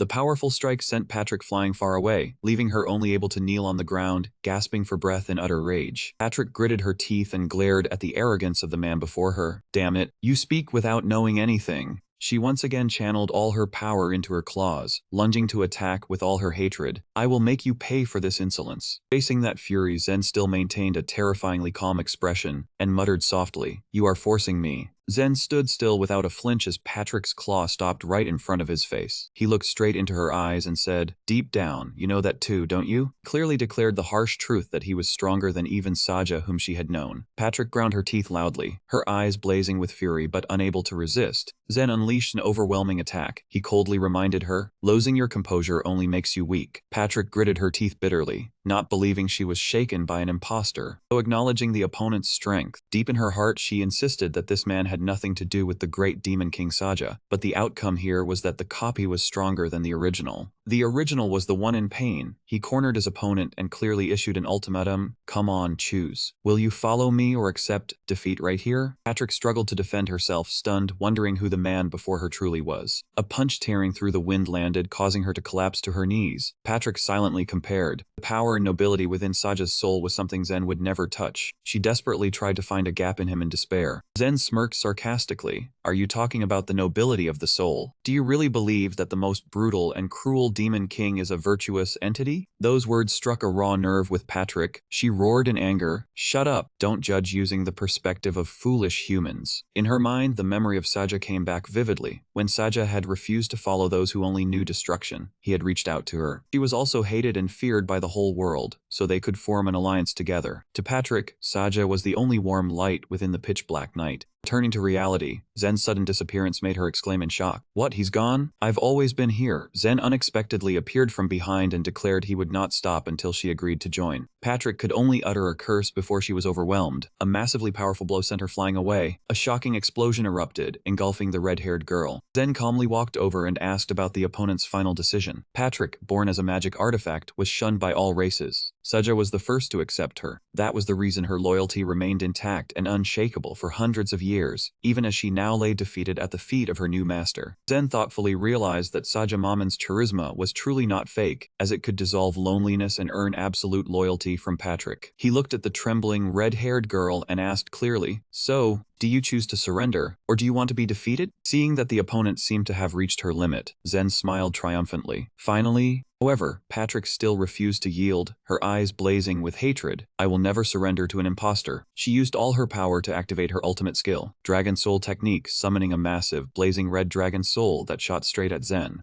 Patrick roared with determination. If I cannot hurt you from the outside, I will attack from within. The red dragon's soul plunged into Zen's mind, beginning to infiltrate deeply. Into his world of the soul amidst ethereal swirls of time, Patrick stunnedly realized she was standing before fragments of her opponent's past memories. There was an image of a broken family in the real world, where the father constantly yelled, and Zen as a little boy could only hide under the blanket, immersing himself in the world of games. The cruel father did not stop spewing insults. All day you just play video games. I can't believe you became this useless. In the stream of memories, Zen was still tirelessly at his computer screen with the word failure clearly displayed. Even with this set of equipment, he still defeated. I'll try again until I succeed. Patrick stunnedly witnessed the moment Zen faced Saja Maman in the virtual world. Patrick was shocked to realize she had never seen Lord Saja looking so happy. Could it be that he truly had accepted this imposter? Returning to reality within the soul space, Zen asked coldly, "Are you satisfied now?" Patrick could only exclaim in astonishment. "You!" Zen roared authoritatively to repel the intrusion. "All of you dare to invade my privacy without permission? Get out!" A powerful wave of energy erupted. The powerful energy exploded, directly blasting the red dragon's soul out of his body, causing Patrick to collapse. Zen stood erect in the middle of the battlefield and affirmed, "Now do you understand?" Patrick closed her eyes and pondered for a long time, before finally reaching out to grasp Zen's hand. She clearly declared, "Fine. If Saja-sama has accepted you and you need my help, I will lend you my power." However, her gaze turned cold and threatening as she leaned close to his face. "But if you dare show any weakness, no matter what Saja-sama says, I will kill you right on the spot." Faced with that sharply cold warning, Zen maintained his calm demeanor and lightly smirked. How unlovable. But as a weapon of the Demon King, it is entirely fitting. Instantly, a blazing system notification appeared confirming, "Received weapon." Patrick. Genesis clutched the greatsword in his hand, feeling the surging power and exclaimed excitedly, "Perfect." The system continued to reveal crucial information about this divine weapon. As the weapon of Demon King Saja, by its nature it bears half of the Demon King's curse. Zen swung the sword, executing a powerful slash that created a wave of pressure, blowing everything around to test his new strength. He looked at the sword with immense satisfaction. Before the soul fusion state officially ended, causing the magical markings on his body to gradually fade away in a radiant burst of light. A layer of blue aura enveloped his body as he returned to his normal form. Helad joyfully rushed over and hugged his master from behind, crying and exclaiming, "Master, you are safe. Did you subdue Patrick?" After the intense battle to subdue Patrick, Zen and Maman collapsed to the ground in exhaustion. Zen tiredly complained, "I am spent." Suddenly, Ianaji of the Black Moon tribe appeared from behind, weapon in hand and ready. Zen sprang to his feet alertly, drawing his sword and shouting, "Damn it, do you still want to fight?" Ianaji was equally aggressive, roaring with fury, "Despicable human. I only came out of curiosity to see how the battle ended." Despite her tough words, Ianaji's face was bruised and battered. She sat down to write in her notebook, worrying that the Demon King was growing stronger and that she might fail her mission. At this moment, Patrick was also exhausted. She spoke up, "I have expended too much power. I must return to my weapon form now." Immediately after, she transformed into a glowing greatsword in Zen's hand. Not forgetting to instruct, "Remember to use me carefully." Zen sheathed his sword and turned to Ianaji, saying, "All right, follow me." The assassin girl was stunned and let out a surprised, "Huh?" Seeing her hesitation, Zen smirked tauntingly, "What is the matter? Or have you given up on killing me?" Those words pricked Ianaji's pride, and she snapped, "Not a chance. Do not underestimate Ianaji of the Black Moon tribe." Zen walked away calmly, urging, "Then hurry up and follow." In his heart, Zen had already laid out a long-term plan. As the Demon King, he needed to gather the 7 major races as allies, and the Black Moon tribe was one of them. Ianaji silently followed behind with a questioning look. She realized that this Demon King was truly an unpredictable man. The group stopped at an inn to rest and fill their stomachs. Maman was devouring a huge chicken leg with relish. Zen pondered the nature of this world. He realized the system was set up to pit other players against him. Zen placed 3 types of fruit on the table. The pear represented the players, the orange represented the system, and the red apple was the Demon King himself. Zen rested his chin in his hand, his gaze thoughtful on the red apple, and set his final goal, to conquer each race to regain the Demon King's power. Zen grimly realized a harsh truth. In this world, every player received a mission to kill the Demon King. They were aggressively hunting down Saja Maman, ready to kill him for a generous reward from the system. Through the Demon King's memories he had just seen, Zen understood that now all players considered him their #1 enemy. Clearly the system was not on his side. He recalled when he first entered the game, it was because he followed the system's instructions to find Patrick that everything became complicated. The last time he saw Patrick was when she flew northwest, but Zen chose to go in the opposite direction. Immediately, a group of players were sent to hunt him down. Zen suspected the system was silently manipulating his actions. Turned him into the Demon King but used the players to kill him. Zen wondered if the title King in the quest, The King's Return, really referred to the Demon King or someone else. If his guess was correct, would completing the quest truly bring him back to the real world, or would following the system just lead to never going home? Amidst his troubled thoughts, Zen heard murmurs from a nearby table about adventurers suddenly appearing and plundering resources everywhere. The number of players opposing him was increasing rapidly, forcing Zen to find a countermeasure immediately. The crowd buzzed with talk of a legendary treasure everyone coveted. They whispered about joining an expedition to share resources, being paid, and receiving generous compensation even without a quest.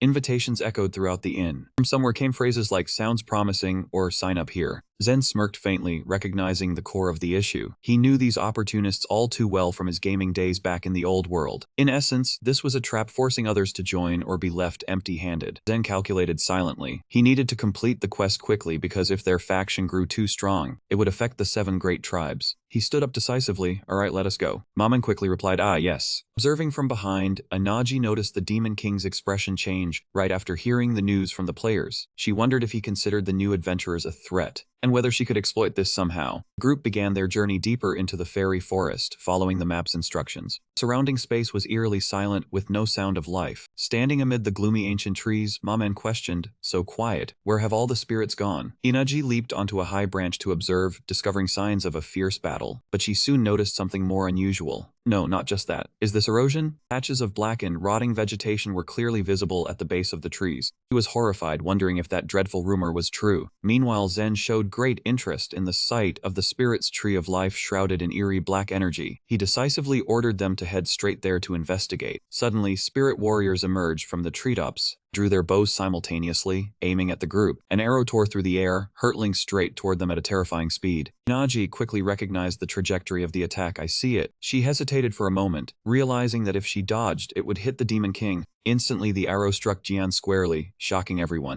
Zen lost his balance and fell from the branch, causing Maman to panic and shout, "Master." Inaji watched his falling figure in shock. She could not believe that someone as powerful as the Demon King could be taken down so easily. The spirits also panicked, rushing to report to their tribe. However, when she saw the mysterious smile on Zen's face as he grabbed the arrow, Inaji immediately became suspicious. That smile, could he have deliberately used me? The spirits attacked furiously with fireball magic and a rain of arrows, forcing Inaji to struggle to parry with her dagger. As Maman worriedly asked about his wound, Zen gently raised his finger to his lips, signaling for silence, then revealed the plan. "Shh, calm down. This is just to lure the spirits out." Naji immediately plunged into battle with the spirit warriors, landing a powerful kick that sent an opponent flying. The spirits coordinated seamlessly, shouting to control the power of the wind and reminding each other to focus on the enemy in front. Another quickly responded, darting among the ancient trees to find attack angle. Facing the encirclement, Inaji assessed inwardly. The spirit race's use of natural power made them troublesome foes. One just unleashed a blazing fire attack, cornering her. In the heat of the moment, Zen suddenly appeared right behind a spirit warrior. The exhausted elven army raised their voices in greeting, offering friendly smiles and apologies for their rough reception. "By the way, are there only a few of you here? What happened to the others?" The elf turned around in shock, hesitantly replying, "We are not obligated to tell you, but it is not exactly a secret. We are the last of the elves remaining." Hearing this, Zen silently calculated. This was exactly what he needed. If he helped them, he would complete the mission immediately. However, he was still curious about what had turned the usually peaceful elves so full of anger. Zen sincerely suggested, "If you allow me, I can help." The elf still questioned suspiciously, "Help? What do you mean?" Meanwhile, the life or death battle between Ayanaji and the other elves continued fiercely. An elven warrior roared, "This ends now." He charged in to deliver the decisive blow. At that critical moment, Zen shouted, "Wait!" Glowing red sword strike instantly stopped the conflict, shaking the ground. Interrupted, Inaji snapped in fury, "What the hell are you doing? If I do not kill them, they will kill me. Do not get in my way." Zen spread his arms, trying to calm the atmosphere. "Come now, there must be a misunderstanding here. Why not sit down and talk?" But his offer of mediation only received anger from the elven warrior. "What use is talking? The reason the elven race is in this wretched state is because no one came to help us." Watching from a tree branch, Inaji pondered deeply. He had heard rumors of the elves being isolated and desperate. Did the Demon King truly want to help them? Another elf looked down from above and asked with suspicion, "Hey, do you really mean mean to help us? Zen looked up, replying with a sincere smile, yes, I do. The elf continued bitterly, his voice full of resentment. In the past, others said the same thing, but they never kept their promises, and in the end, we were betrayed. Suddenly, Yanaji sensed an extremely powerful killing intent closing in. Her face changed as she shouted, something evil is coming. From beneath the ground, a stream of eerie black liquid like living darkness spread endlessly, devouring everything in its path. Yanaji warned in panic, this is bad. Quick, climb the trees now. A colossal entity suddenly appeared, stomping the ground right next to the group, causing the entire forest to shake violently. In that critical moment, the elf looked at Zen, his voice choked with emotion. If we survive this, perhaps we will give you another chance to earn our trust, Demon King. Inagi also silently hoped, I hope you can prove your worth. I pray for that, Demon King. Suddenly, a swipe from the darkness aimed directly at Maman. Zen shouted in alarm, Maman, watch out. He immediately drew his sword, pouring his strength into blocking the monster's attack in an instant. Zen stared in shock at the Patrick's sword, covered in eerie purple spiritual energy. What is this aura? Even Patrick and his weapon form cried out in discomfort. Something strange is sticking to my body. Without a moment's hesitation, Zen shouted, let's go. Then, together with Maman, he charged straight into the fight. The elves simultaneously unleashed blazing fire and water magic. We will not let you escape.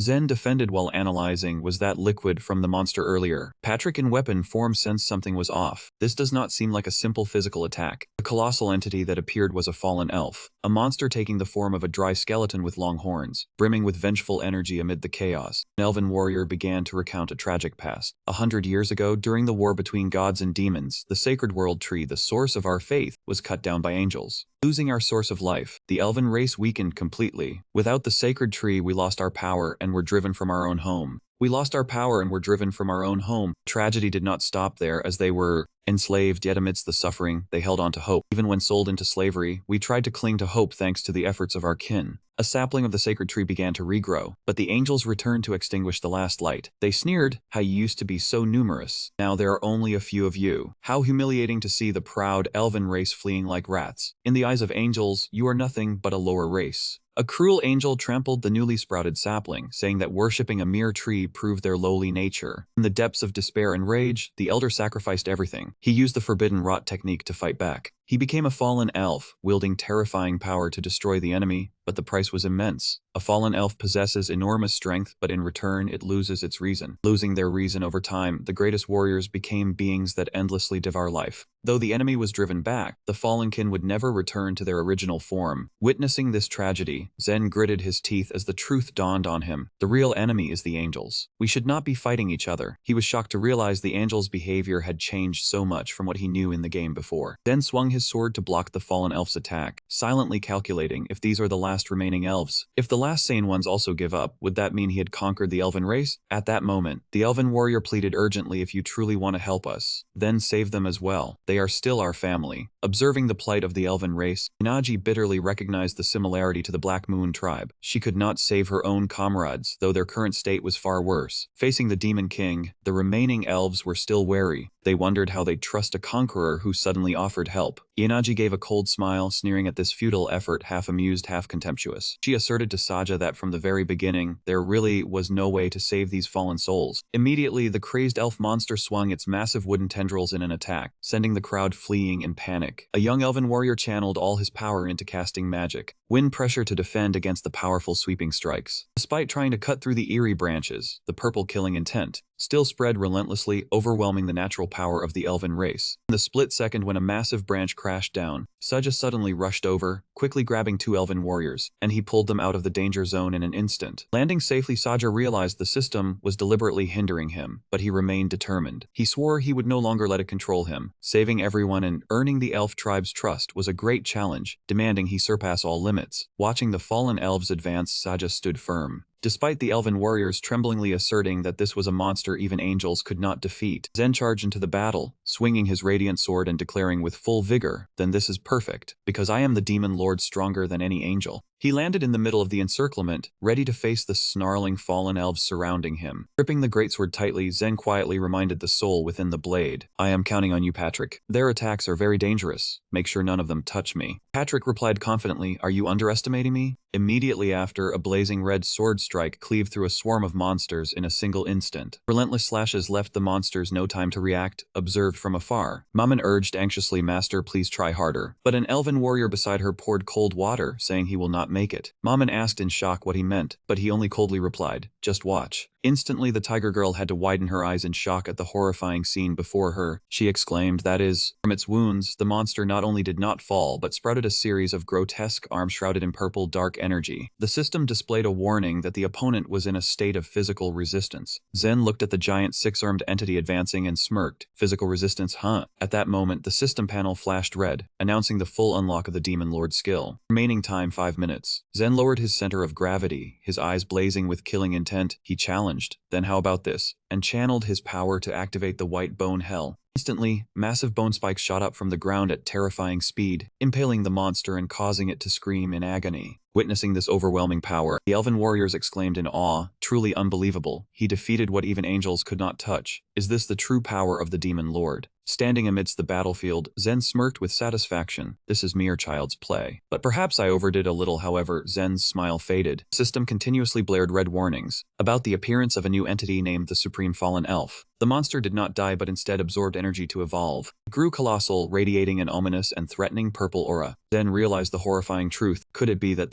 just as he let his guard down, Ianaji silently crept up from behind with a sinister smile. "This is my chance." He was completely unaware of the legend that had been passed down for centuries. She swung her dagger to assassinate him, but Zen quickly detected it and launched a powerful kick to repel her. "If you want to play, wait your turn over there." Thrown back, Enaji still wore a calculating smile. She casually remarked, "Have you forgotten that the Black Moon tribe excels at illusions?" She revealed the horrifying truth. According to legend, fallen elves are immortal because they absorb the life force and mana around them to reconstitute themselves. A surge of purple dark energy suddenly appeared and coiled tightly around Zen's arm. Enaji coldly declared, "This is the time to say goodbye. Farewell, Demon Lord." Watching Zen plunge into the torrent of dark energy, Amun cried out in extreme worry, calling for her master. The elven warriors frantically tried to stop her, claiming anyone who approached that fallen entity would die. Clint asked in despair and shock whether even the Demon Lord could not break this curse. Meanwhile, a mocking voice rang out in Zen's mind, sneering that both Demon Lords were nothing but deceivers. In utter despair, Clint resigned himself to fate. "Father, if nothing works." Before him was the gigantic fallen elf monster emanating suffocating purple dark energy. Clint murmured about returning to the Eternal Realm. Despite his teammates shouting urgently behind him, Clint, "Do not give up," watching from afar. Ianaji gazed pensively at the tragic scene as painful memories resurfaced in Clint's mind. Losing his home and comrades made him believe that a lonely life was not worth continuing. He smiled in relief, closed his eyes, thinking that he could finally find his fallen comrades. Just as the monster swung its arm to crush his neck, Zen suddenly appeared like a ghost and shouted loudly, "No matter how long you have lived, giving up on life now is too soon." He used his hand to block the entity's attack, saving Clint in an instant. Zen looked at the elven warrior with a proud smile and ordered him to live longer. "It is a sin to throw away the life your parents gave you." Seeing her master safe, Maman cheered joyfully, "Master, you are safe." Zen turned to tease the tiger girl for her excessive worry. "Wow, Maman, have some faith in me." Witnessing Zen's power and decisiveness, Inaji realized in shock that the intelligence report about the Demon Lord's weakness was completely wrong. In response to her astonished gaze, Zen only casually uttered a cryptic remark, "Who knows?" Clint, still in shock, tremblingly asked Zen about what he had just done, and whether there was still a chance to save the corrupted comrades. Zen held Clint firmly and calmed him down. "Ask me one question at a time." He inwardly wondered about the identity of the person accompanying him while Clint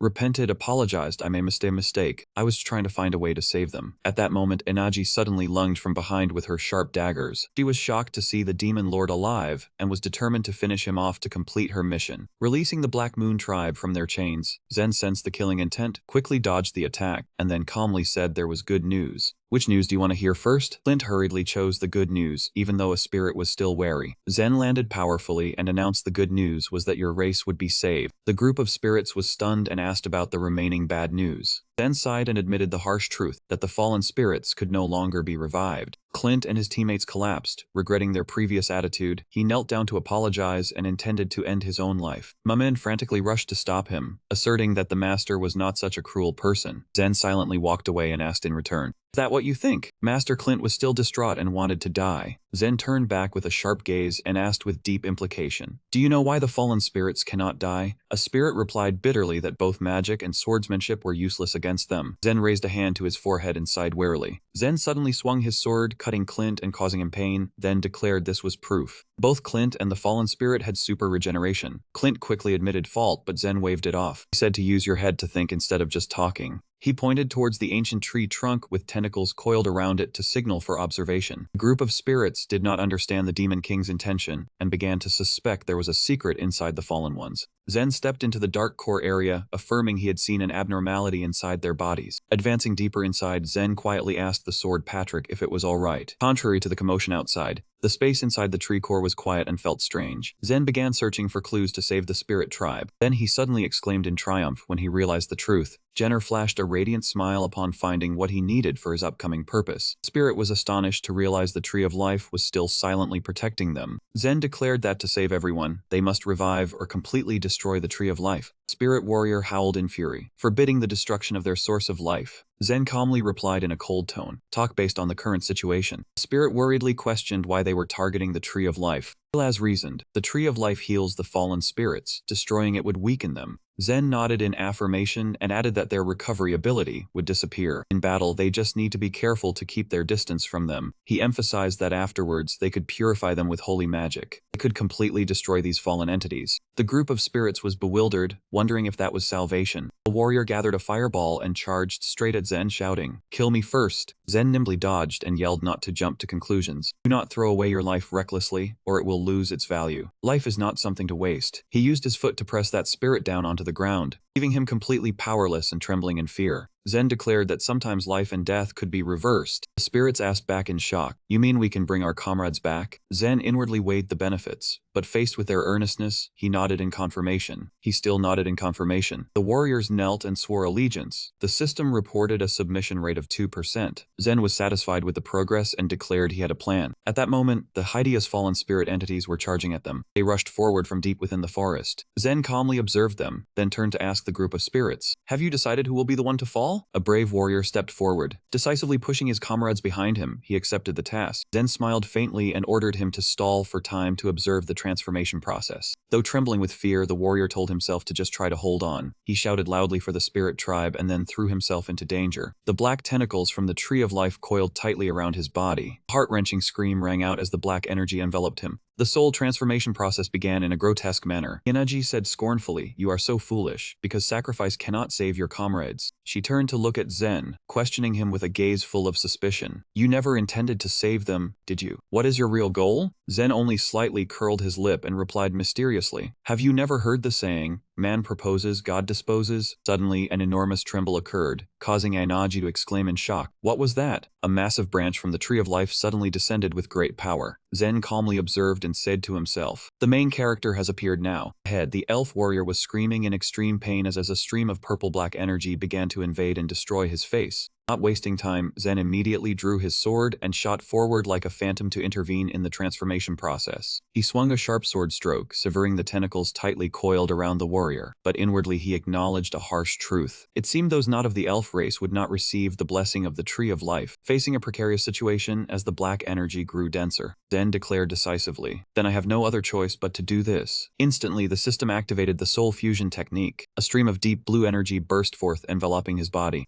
Zen closed his eyes, letting the vines tightly wrap around him into a huge, thick cocoon. This will all be over soon, and then... Zen stood still before the great ancient tree, which was radiating a suffocating pressure. A commanding and fierce voice from the Tree of Life itself echoed through the forest. "Non-elf, leave immediately." From the high branches, fallen elf entities with ghastly skeletal faces began to crawl out, glaring at the intruder with eyes blazing with hatred. Gigantic fallen elves all jumped down at once, surrounding the lone demon lord in the deep forest. They screamed madly, emitting a purple killing intent that enveloped Zen, ready to tear apart the one who dared challenge the sacred tree's power. Even after activating the soul fusion technique, Zen felt something was wrong. He swung his sword blazing with red energy, cutting down a fallen elf, yet he questioned himself why he could not feel the elf's power within. Just then, eerie purple tentacles suddenly extended, wrapping tightly around his body from all sides, trapping him and making him unable to move. Zen could only grit his teeth and endure as the hideous fallen elves continuously dropped down from the canopy to surround him. At this critical moment, a fierce burst of flame enveloped him. The system immediately announced, "Exclusive weapon of the Demon Lord, complete form." Zen now radiated a fiery pressure, but a mysterious voice spoke out in challenge. "How do you plan to fight Patrick in the complete form?" The entity within the sword threatened, "If you have no other attack, I will take over this body for myself." Suddenly, the Tree of Life spoke, startling Zen. A stream of golden energy unexpectedly descended, causing him to scream in pain. Then looked at the golden electric arcs covering his body and wondered if this was a wound caused by Patrick. However, a commanding voice from the darkness immediately denied it. No, I have not attacked you at all. So who was attacking without daring to show their face? Standing amidst the golden radiance, Zen asked in astonishment, "Then what is this thing?" He soon realized the truth. The Tree of Life had just caused him to attack the fallen elves. Had they already possessed his body? Instantly, a golden magic circle appeared, surrounding the opponents, accompanied by a system notification. Tree of Life shares attack damage. The dark entity representing the sacred tree declared, "I control all life." Zen slightly curled his lips in a sinister smile, his eyes blazing as he saw through the opponent's heart. "You don't look anything like the Tree of Life. Do you think I will be intimidated just because you attack me?" Zen roared excitedly. "Patrick, you are being mocked by them too. Teach them a lesson. Come on." Blazing red sword stroke cut down a host of fallen elves in an instant. He coldly declared his philosophy, "I bring salvation through destruction. As for you, you bring death in exchange for temporary salvation. Let us see whether your salvation or my destruction will win. Let's end this." Zen laughed wildly as the blazing flames enveloped his body. Tree of Life spoke with a commanding voice from within the black smoke. "Outsider, I understand your request. If you protect the elf race, I can grant you my power." But Zen only sneered in contempt and replied, "Looking at this situation, I don't think I need that power much." Insulted, the tree entity roared in anger. "How rude! Do you want to die?" Zen replied calmly and provocatively, "Do you plan on using me as fertilizer?" The fallen entities were constantly being wrapped by purple tentacles and dragged across the ground. The Tree of Life questioned, "Is that how you help? At this rate, you could kill everyone with a single blow." Ignoring the warning, Zen swung his sword, creating a massive arc of blazing red energy, ready to sweep away all obstacles that were being bound by the vines. Zen drove his sword forcefully into the tree's roots and reasoned slowly, "I have been thinking all this time, why would the elf race fall to this extent if it was just due to decay? If it is not due to decay, then it must be the handiwork of those angels. In short, whoever is to blame, we have to deal with the consequences first," he asserted decisively. "That is correct. I am the only one who can save the elf race. But at first, they were fallen elves. However, with your resurrection, a new form of life has been born. As you know, this new life is affecting everything around it." The fallen entities stood motionless in the night, emitting a purple aura of resentment that covered the entire forest. The sacred tree entity spoke, affirming its influence was far greater than Zen imagined. The purple tentacles bound him tightly, but from within the black smoke, Zen still replied stubbornly, "You are only partly right. I have not given up yet." He channeled all his strength into activating a massive, blazing fire, challenging, "Then let us see whether you or I can save the elf race." In the distance, Maman and Enaji anxiously watched the developments from a high tree branch. Maman was panicked when she saw her master enter and then immediately turned back. But the situation was turning worse as the fallen elves had discovered their location. Enaji was also shocked, unable to understand what was happening to Zen at this moment, surrounded by enemies. He shifted into a defensive stance and shouted loudly, "We have to do something." A swarm of fallen elves lumbered forward, surrounding the two girls on the ancient tree branch. Suddenly, a blinding light burst forth, tearing through the night. Zen stepped out from within the radiance, surrounded by streams of purple-black energy. He murmured softly, "It seems it succeeded." Seeing their master return, Maman and Enaji hurried over to ask, "Master, are you all right? Can you run?" However, the only response to their worry was Zen's crazed laughter. "I did it." Maman was stunned as she sensed an eerie and terrifying spiritual energy emanating from the very person she revered. Sensing something ominous, Maman raised her arm and barked, "Who are you? Return our master to us immediately." The one wearing Zen's face smirked eerily, replying in a strange voice, "Maman, saying that is not right." Commanding voice rang out, asserting that his soul now belonged to the Tree of Life and the fallen spirits, and he boasted with a cocky laugh. Suddenly, a colossal pillar of light shot up from the ground into the sky, emitting a terrifying pressure that engulfed the entire forest. A powerful burst of energy created thick white smoke that blanketed the space, leaving behind a scene of ruin. Maman could only cry out a stunned and desperate call for her master as she witnessed the horrifying sight before her. So it was over. Zen's soul was caught in that tree. Rewinding 5 minutes, Zen was bound tightly by purple tentacles, completely immobile. Sajamaman stood there triumphantly, revealing casually hung. "I used a fusion technique to combine the Tree of Life with the power of decay, but sensing the dire situation, Zen gritted his teeth and asked, I can't move anymore. What is your plan?" Saja approached with a sinister smile, issuing an ultimatum. "Are you ready to hand this body over to me?" Facing the threat, Zen remained calm and defiant, finally showing yourself, "Are you? It's not that I'm stingy, but you simply cannot control it." Saja looked at him with fiery red eyes full of killing intent, and laughed arrogantly as always. "I see. see, that only makes you more worthy as my vessel. A dreadful energy explosion erupted as the two souls clashed violently. Then smirked with calculation. It's useless to reason with you. I'll let the angel clan deal with you. Now it's just the two of us, let's talk slowly.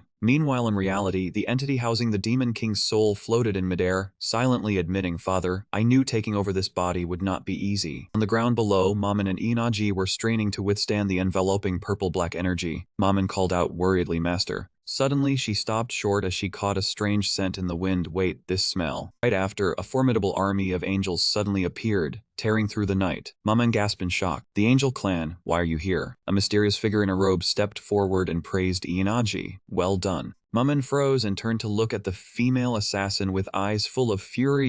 She realized the bitter truth. "All this time you followed me just to be their pawn." Inaji silently bowed her head without responding. Unable to contain her anger, Maman lunged to settle the score with the traitor. But the robed figure Montes was faster, casting powerful purple magic and coldly warning, "Watch your words in front of Lord Ben." Maman was sent flying far, collapsing to the ground with severe injuries, blood seeping from the corner of her mouth. Her eyes welled up with resentment as she looked at those who had just betrayed her. "Montes, Inaji, you traitors. I will never forgive you. You must be quite moved now, finally knowing the truth." Inaji bitterly admitted that no one could defeat the Angel Clan. She felt frustrated she couldn't take down the Demon King herself. Just then, a high-ranking female angel appeared with a haughty smile, mocking that she didn't expect the game to end so soon. But letting someone else hold the Tree of Life's power was too troublesome. The female angel extended her hand and declared it would all end here. Inaji prostrated herself, earnestly begging Lord Ben to fulfill the promise of resurrecting the comrades who had been executed. In response to the plea, the female angel merely smiled nonchalantly and said she simply didn't feel like doing it anymore. Inaji was stunned by the betrayal, silently realizing she had long suspected this treachery. The female angel treated Inaji's lamentations like the annoying barking of a dog. She unleashed an extremely powerful strike that sent Inaji flying. Inaji was completely knocked down, while the female angel was smug. The space now quiet, she and Montes departed. The female angel ordered Montes to clean up the scene, not wanting to stay in this stinking place any longer. Instantly, a massive array of the Angel Clan appeared in the sky, preparing to deliver the final punishment. Horrified, they watched the holy light descend like a colossal pillar of fire, incinerating the entire forest in an instant. As the light faded, Inaji looked toward the rubble and shouted, demanding the Demon King stop pretending to be dead. "So you were playing hide and seek this whole time?" The pitch-black tree vines suddenly shook violently. From within the surging black energy of the Tree of Life, Zen stepped out with a completely calm demeanor.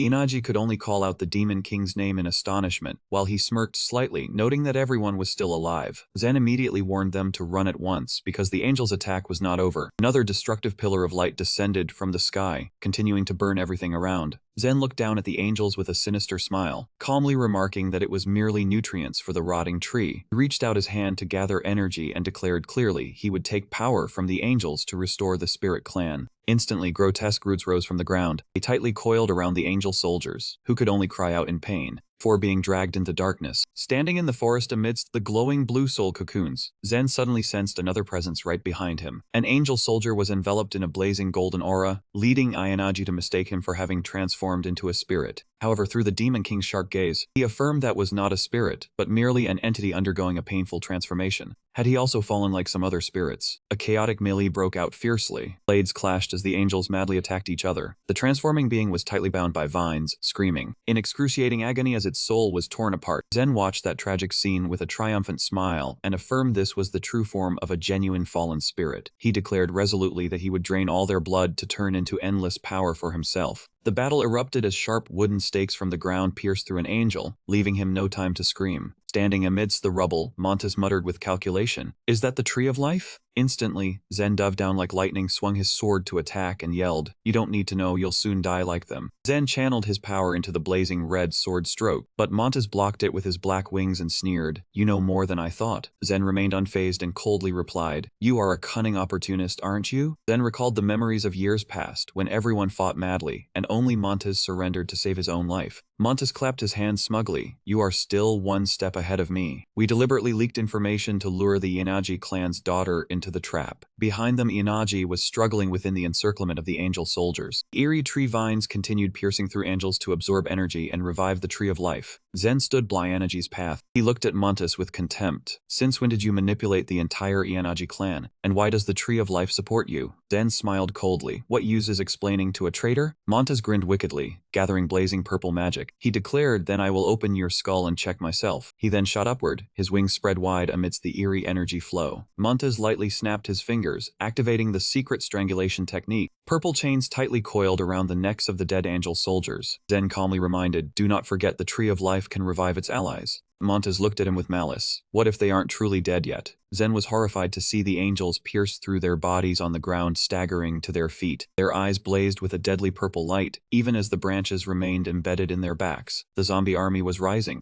Zen narrowed his eyes and exclaimed, impressive. These guys just won't die no matter how much we fight them. Must be a nine-tailed fox possessing their souls. Montes scoffed mockingly. Your power is surprisingly weak. Instantly, a series of blazing red magic circles surrounded him. Zen stood firm amidst the chaotic energy flow. Montes continued sneering with disappointment. Suddenly, Zen appeared right behind him and retorted, what are you attacking? Montes turned back in shock, barely managing to cry out in fear. You traitor. Zen coldly swung his sword, piercing through the opponent's body, and mocked. Does your blood bleed red too? He dropped a single drop of blood onto the Tree of Life and asserted, this is the evidence you wanted. Turning back to the earlier moment inside the tree trunk, Zen was bound tightly by vines, thinking to himself, I could use soul manipulation, but it would take too much time. Mission time was running out. The situation was unstable. He turned to ask the sacred tree spirit, don't you want revenge? The tree entity questioned suspiciously. What is the outsider implying? Zen brought up the pain of the past. Didn't the angel tribe destroy your kind? As the tree hesitated, Zen confidently asserted. The one before it was the only being who could threaten the angel tribe. The sacred tree laughed mockingly, believing that if Zen could not conquer it, he could never challenge the angels. In response to the doubt, Zen laughed loudly with arrogance. He proposed a bold wager, let's make a bet. Once the angel tribe hears news of me, they will charge like starving wolves. Zen outlined a plan to use their blood to purify the sacred tree and claim it as his own forever. A radiant green leaf appeared above Zen's head as a mark. The sacred tree was finally convinced, accepting to become a slave, as long as it could make the enemy pay in blood. Zen absorbed the power and declared he would borrow the sacred tree's strength to act. Zen declared that from now on the Tree of Life would follow him like the world's shadow. Turning to reality, Zen looked at the severely wounded Montes and felt a slight satisfaction. Montes clutched his chest in pain. He stared in terror at the demon lord approaching him. Zen raised his dark sword high and coldly pronounced, a cowardly traitor like you should no longer exist. Zen struck the finishing blow and declared everything was over. Montes trembled in despair, looking at Zen with deeply meaningful eyes. Do you truly forget me? That final moment, Montes cried out the painful call of father, and then fell unconscious. Zen and Ainaji were stunned by Montes' unexpected cry of father. Zen immediately pressed his sword to his neck and mocked. Do you call an undefeatable enemy your father?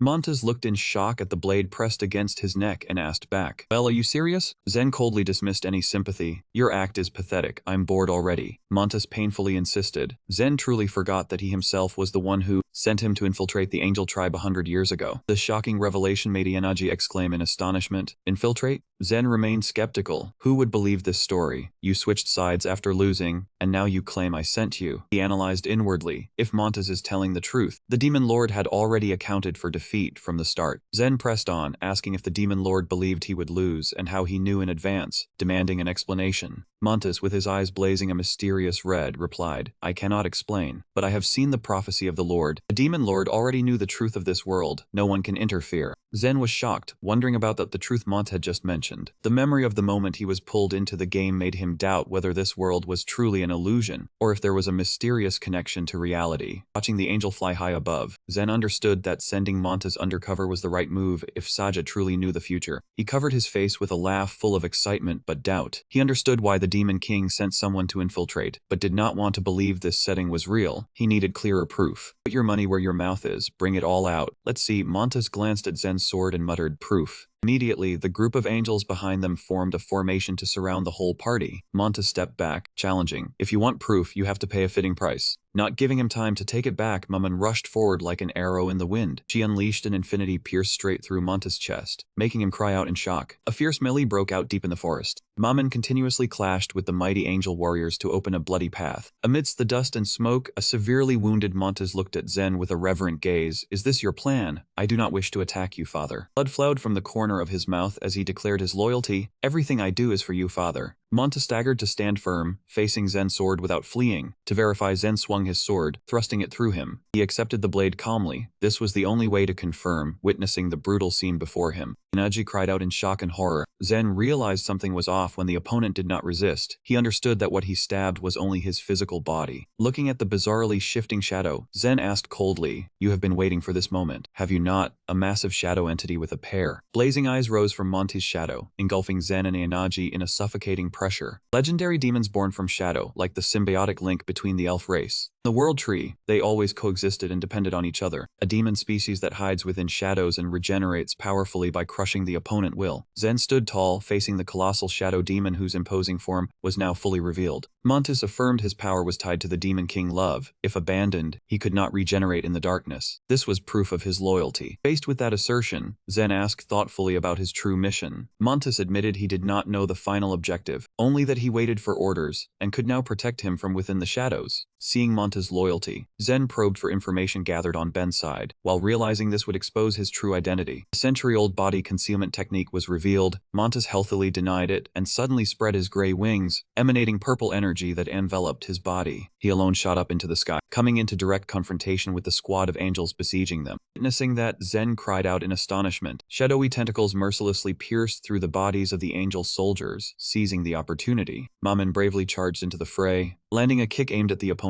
neck, black blood splattering. Montes smiled mysteriously, saying this was still not enough proof for Zen to trust. Seeing Ainaji provoked and ready to attack, Montes advised her not to fight him. He leaned close to Zen's hand, revealing what he had noticed while waiting for him at Ben's place, satisfying his curiosity. Montes clearly stated that Ben was plotting to resurrect the previous generation Heaven King and Demon King. The shocking information stunned Ainaji. She could not believe her ears. Could that be possible? The Heaven King legacy was tied to life and power. A new Heaven King could not be born if the old one had not died. The image of Demon King Saja haunted her mind, proof of the harsh law. Zen mused, stating, they have resurrected their own demon. Surely they can also bring back the Heaven King or Demon King. Hearing that, Maman broke out in a cold sweat, blurting out, resurrect Lord Saja. Zen smirked with a meaningful smile. He understood that even at a tremendous cost, the resurrection was entirely feasible. He recalled the moment he was brought to this world to serve as a sacrifice for the Demon King resurrection. Zen looked at Montes, making a sharp observation. Ben is not the type to sacrifice himself. Montes nodded. That is right, she would not do that. We have another perfect pawn for this task. Inaji anxiously asked about the identity of the pawn and Ben plan, but Montes admitted he was not close enough to know such classified information. However, Montes revealed a clue with a sinister smile. A body can be resurrected using the World Tree, but the problem is resurrecting the soul. The flesh-eater race is the only race that can interact with souls. Zen was shocked to realize the enemy scheme. Ben was definitely aiming to bring them back, no matter how difficult. Montes wondered if the Abyss of Time was a legend, but Zen confirmed it was completely real. Based on his knowledge of the game map, Zen believed that if the two worlds were connected, that place must exist. Montes froze as he recalled the legend that the Abyss of Time only appears, the wailing cries of the Abyss race. Zen concluded that Ben was planning to attack the Abyss race, just as she had massacred the Soul race before. Montes urged the group to quickly head there immediately. Saja ordered Montes to stay behind and hold off Ben to carry out an important task, because any harm to the Abyss race would cause great trouble. Montes bowed his head in obedience, thanking him for the order. Maman asked worriedly, Master, should we also go there? Saja calmly replied, not yet, I still have a surprise to prepare. He walked toward the spirit bound tightly by vines and commanded, wake up. The spirit opened his eyes in amazement, feeling a new surge of power flowing through his veins. He stared at his own hands in shock. Light there. Why are you all looking at me like that? Is there something strange about me? Saja silently calculated. Expanding the tribe was no simple matter. First he had to find a suitable young guard. They gathered around a radiant green sprout, where energy currents surged violently. Saja recalled the bloody battles, which the elf tribe had endured against the ferocious assaults. The Oros and the savage giant dragons. Rebuilding a tribe from ruin was harder than creating a new one and far more exhausting. Before the elf bearing a beastly form, Saja raised his hand and solemnly declared the Wind King would bestow upon you a name. Touching the elf warrior, he affirmed that from now on you are Thon. Seeing Saja do it so easily, the surrounding elves were all stunned in amazement. Leading elf introduced Saja to the returning comrade, saying this was the Demon King, the one who saved us.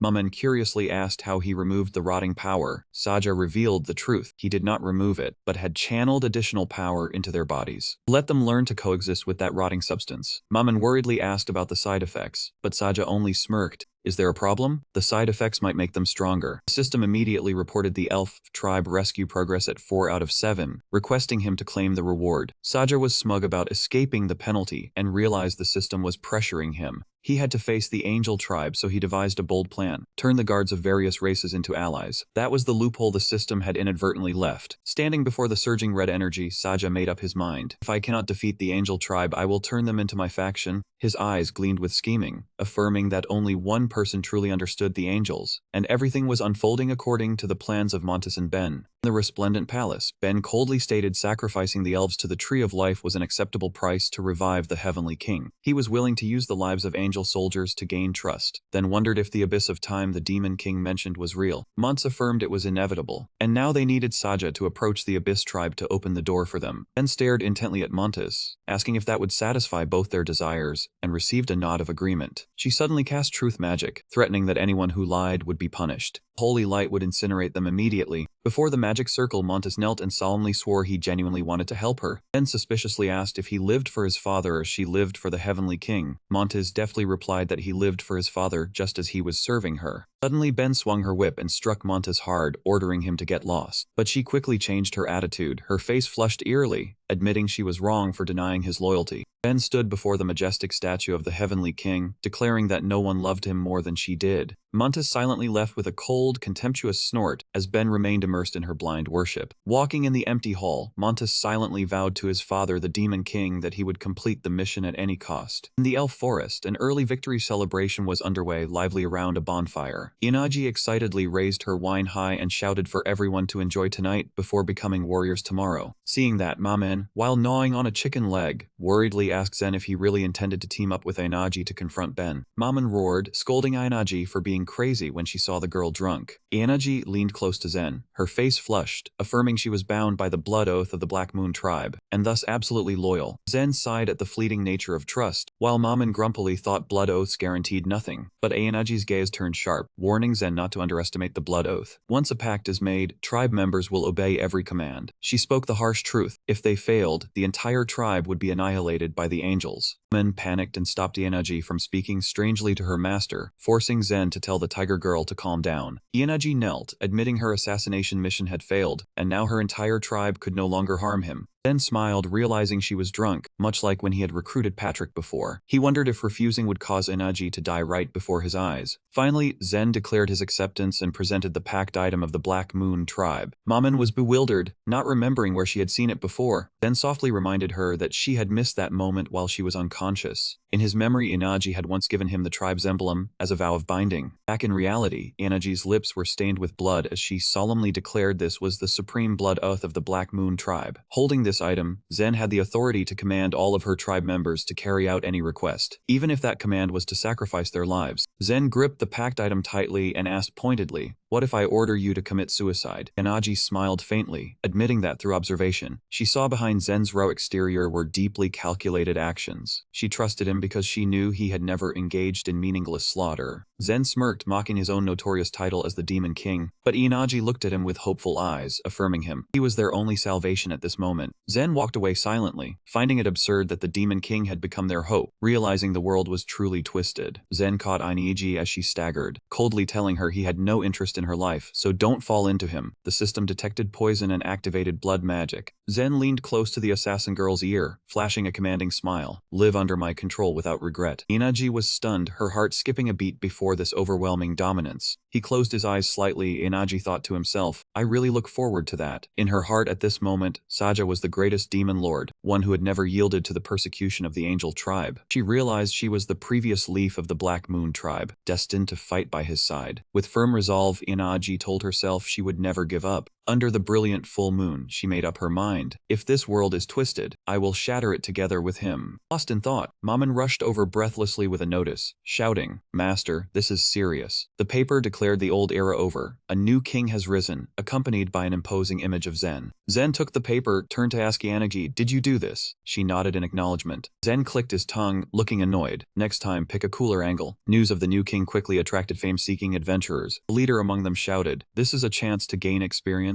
Let us go kill the demon lord." A red-haired female elf was desperately fleeing from pursuit. Cries rang out. Catch her, cut off her fingers. The gray-haired hunter drew his bow, sneering, too slow. The female elf tripped and was surrounded by brutal men laughing triumphantly. Do you think anyone will come to save you? The bastards captured the defenseless girl, staring at the prey with a green mark on her hand. They mocked. Cannot move? Your savior is a bit late. However, instead of fear, the female elf's eyes blazed with orange flames. She gritted her teeth, putting all her strength into her legs. Activating the deep well of spiritual energy within her, she prepared for a sudden counterattack. Assassin lunged at her with twin sharp blades. Trying to run? Do not be crazy. Immediately after came a powerful chop from another. You cannot escape. The female elf gracefully dodged the blow, lowering her center of gravity to land. She stared straight at her opponent with sharp eyes, declaring, "The ones who cannot escape are you." Suddenly, a series of dark figures appeared on the tree branches, locking down all escape routes for the hunters. A loud shout rang out. The trap is triggered. Reinforcements have appeared. The gray-haired leader remained contemptuous. Nothing to worry about. Look closely, they are all weak. He saw through the elves' weakened status panel, sneering. Even if revived by the world tree, their power is nothing worth mentioning. He raised a purple vial high, laughing madly. I will kill them all again and weaken them further using dark magic. How do you plan to fight? Charge in. Do not act like a rich brat sucking up attention. The hunters suddenly realized something was wrong when a ghostly figure with long horns and level 90 emerged from the shadows. The leader panicked, hurling the poison vial fiercely at his opponent, roaring, "Die." But the purple smoke dissipated, revealing the stranger standing unfazed. He was horrified. No damage at all? What the hell is going on? The Dark Moon Tribe warrior immediately counterattacked. He pinned the opponent to the ground and coldly repeated himself. I already told you the ones who cannot escape are you. He looked at the trembling hunters with a contemptuous gaze. Pathetic weaklings. In the distance, Zen leisurely rode on the back of the white tiger Maman, muttering that fool will definitely show up soon. Inuji ran beside him, confirming that spreading rumors about the elven tribe's weakening had yielded results.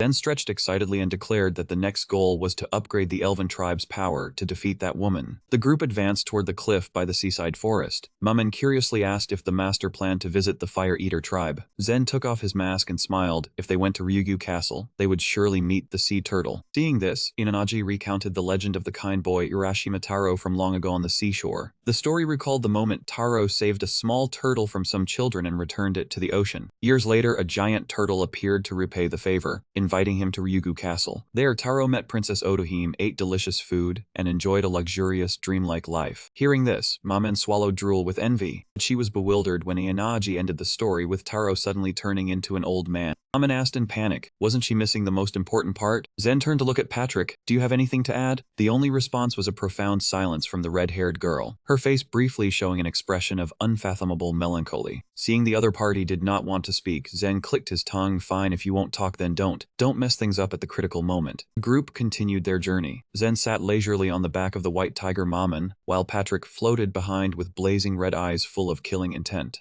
Suddenly, Patrick sensed a threat surrounding them. A blazing red energy slash descended unexpectedly, tearing through the ground, creating a horrific explosion right next to them. Zen jumped to the ground, glancing at Patrick with a tense expression. Hey, are you angry? Standing before the towering barren Rocky Mountains, Zen smirked slightly. Well, this is starting to get interesting. Maman in her tiger form blurted out recognition of something. Master, this is... Zen declared clearly, Maman, we have arrived. The moment he finished speaking, Maman transformed into the beautiful form of a beast-eared girl. Looking at the desolate landscape of only rocks and wind, Zen doubted. Here, it feels like the wrong place. A dry sound echoed under his feet as he stepped toward the cliff. Zen looked up at the towering mountain peak and shouted loudly, Hey, can you take me to see your boss? The only reply was still a deathly silence. Zen persisted, calling out louder, Let me see the boss. Seeing the situation was not going well, he muttered. Maman asked worriedly, Master, who are you talking to? Zen smiled mysteriously, someone you know very well. Instantly the ground shook violently. A colossal creature with a rough stone shell emerged from the cliff face. It looked at Patrick and Zell with deep emotion. Dragon girl, I've been searching for you all this time. Maman was stunned. It really is a giant sea turtle. Witnessing the sea creature's reverence for his subordinate, Zen silently assessed the divine weapon. The sword Patrick was created to serve war. The image of Patrick appeared imposing with blazing red eyes full of killing intent and eerie tentacles. He knew this weapon was the nightmare of all living beings, except for one mysterious tribe. Before the colossal sea creature, with the form of a stone dragon, Zen realized the ocean's secrets were more complex than he thought. Patrick, in the body of a maiden, floated before the beast's blazing golden eyes. Its voice was deep and muffled. "Dragon maiden, you have returned. How did you end up like this?" Inaji and Maman were extremely shocked. Maman stammered back question, "Was Patrick the legendary dragon maiden?" Zen began connecting the clues. He realized her dragon horns were proof of her deep-sea tribe bloodline. He smiled, saying that legends and reality were far apart, then asked if they knew the true nature of myths. Inaji thought it was a lesson or a warning, but Zen dismissed that. He replied sharply, "No, their nature is created by humans." She still wondered if that was why they always contained lies. Zen raised 2 fingers, explaining that people usually lied for 2 reasons. One was to take advantage of others, like how he was dragged here to replace the vacant Demon King. He raised his 2nd finger, his face darkening before revealing the remaining reason. It was to conceal the truth, and Patrick fell into this case, including the story of the tarot. Patrick was dazed while Fumizu frantically asked about the actions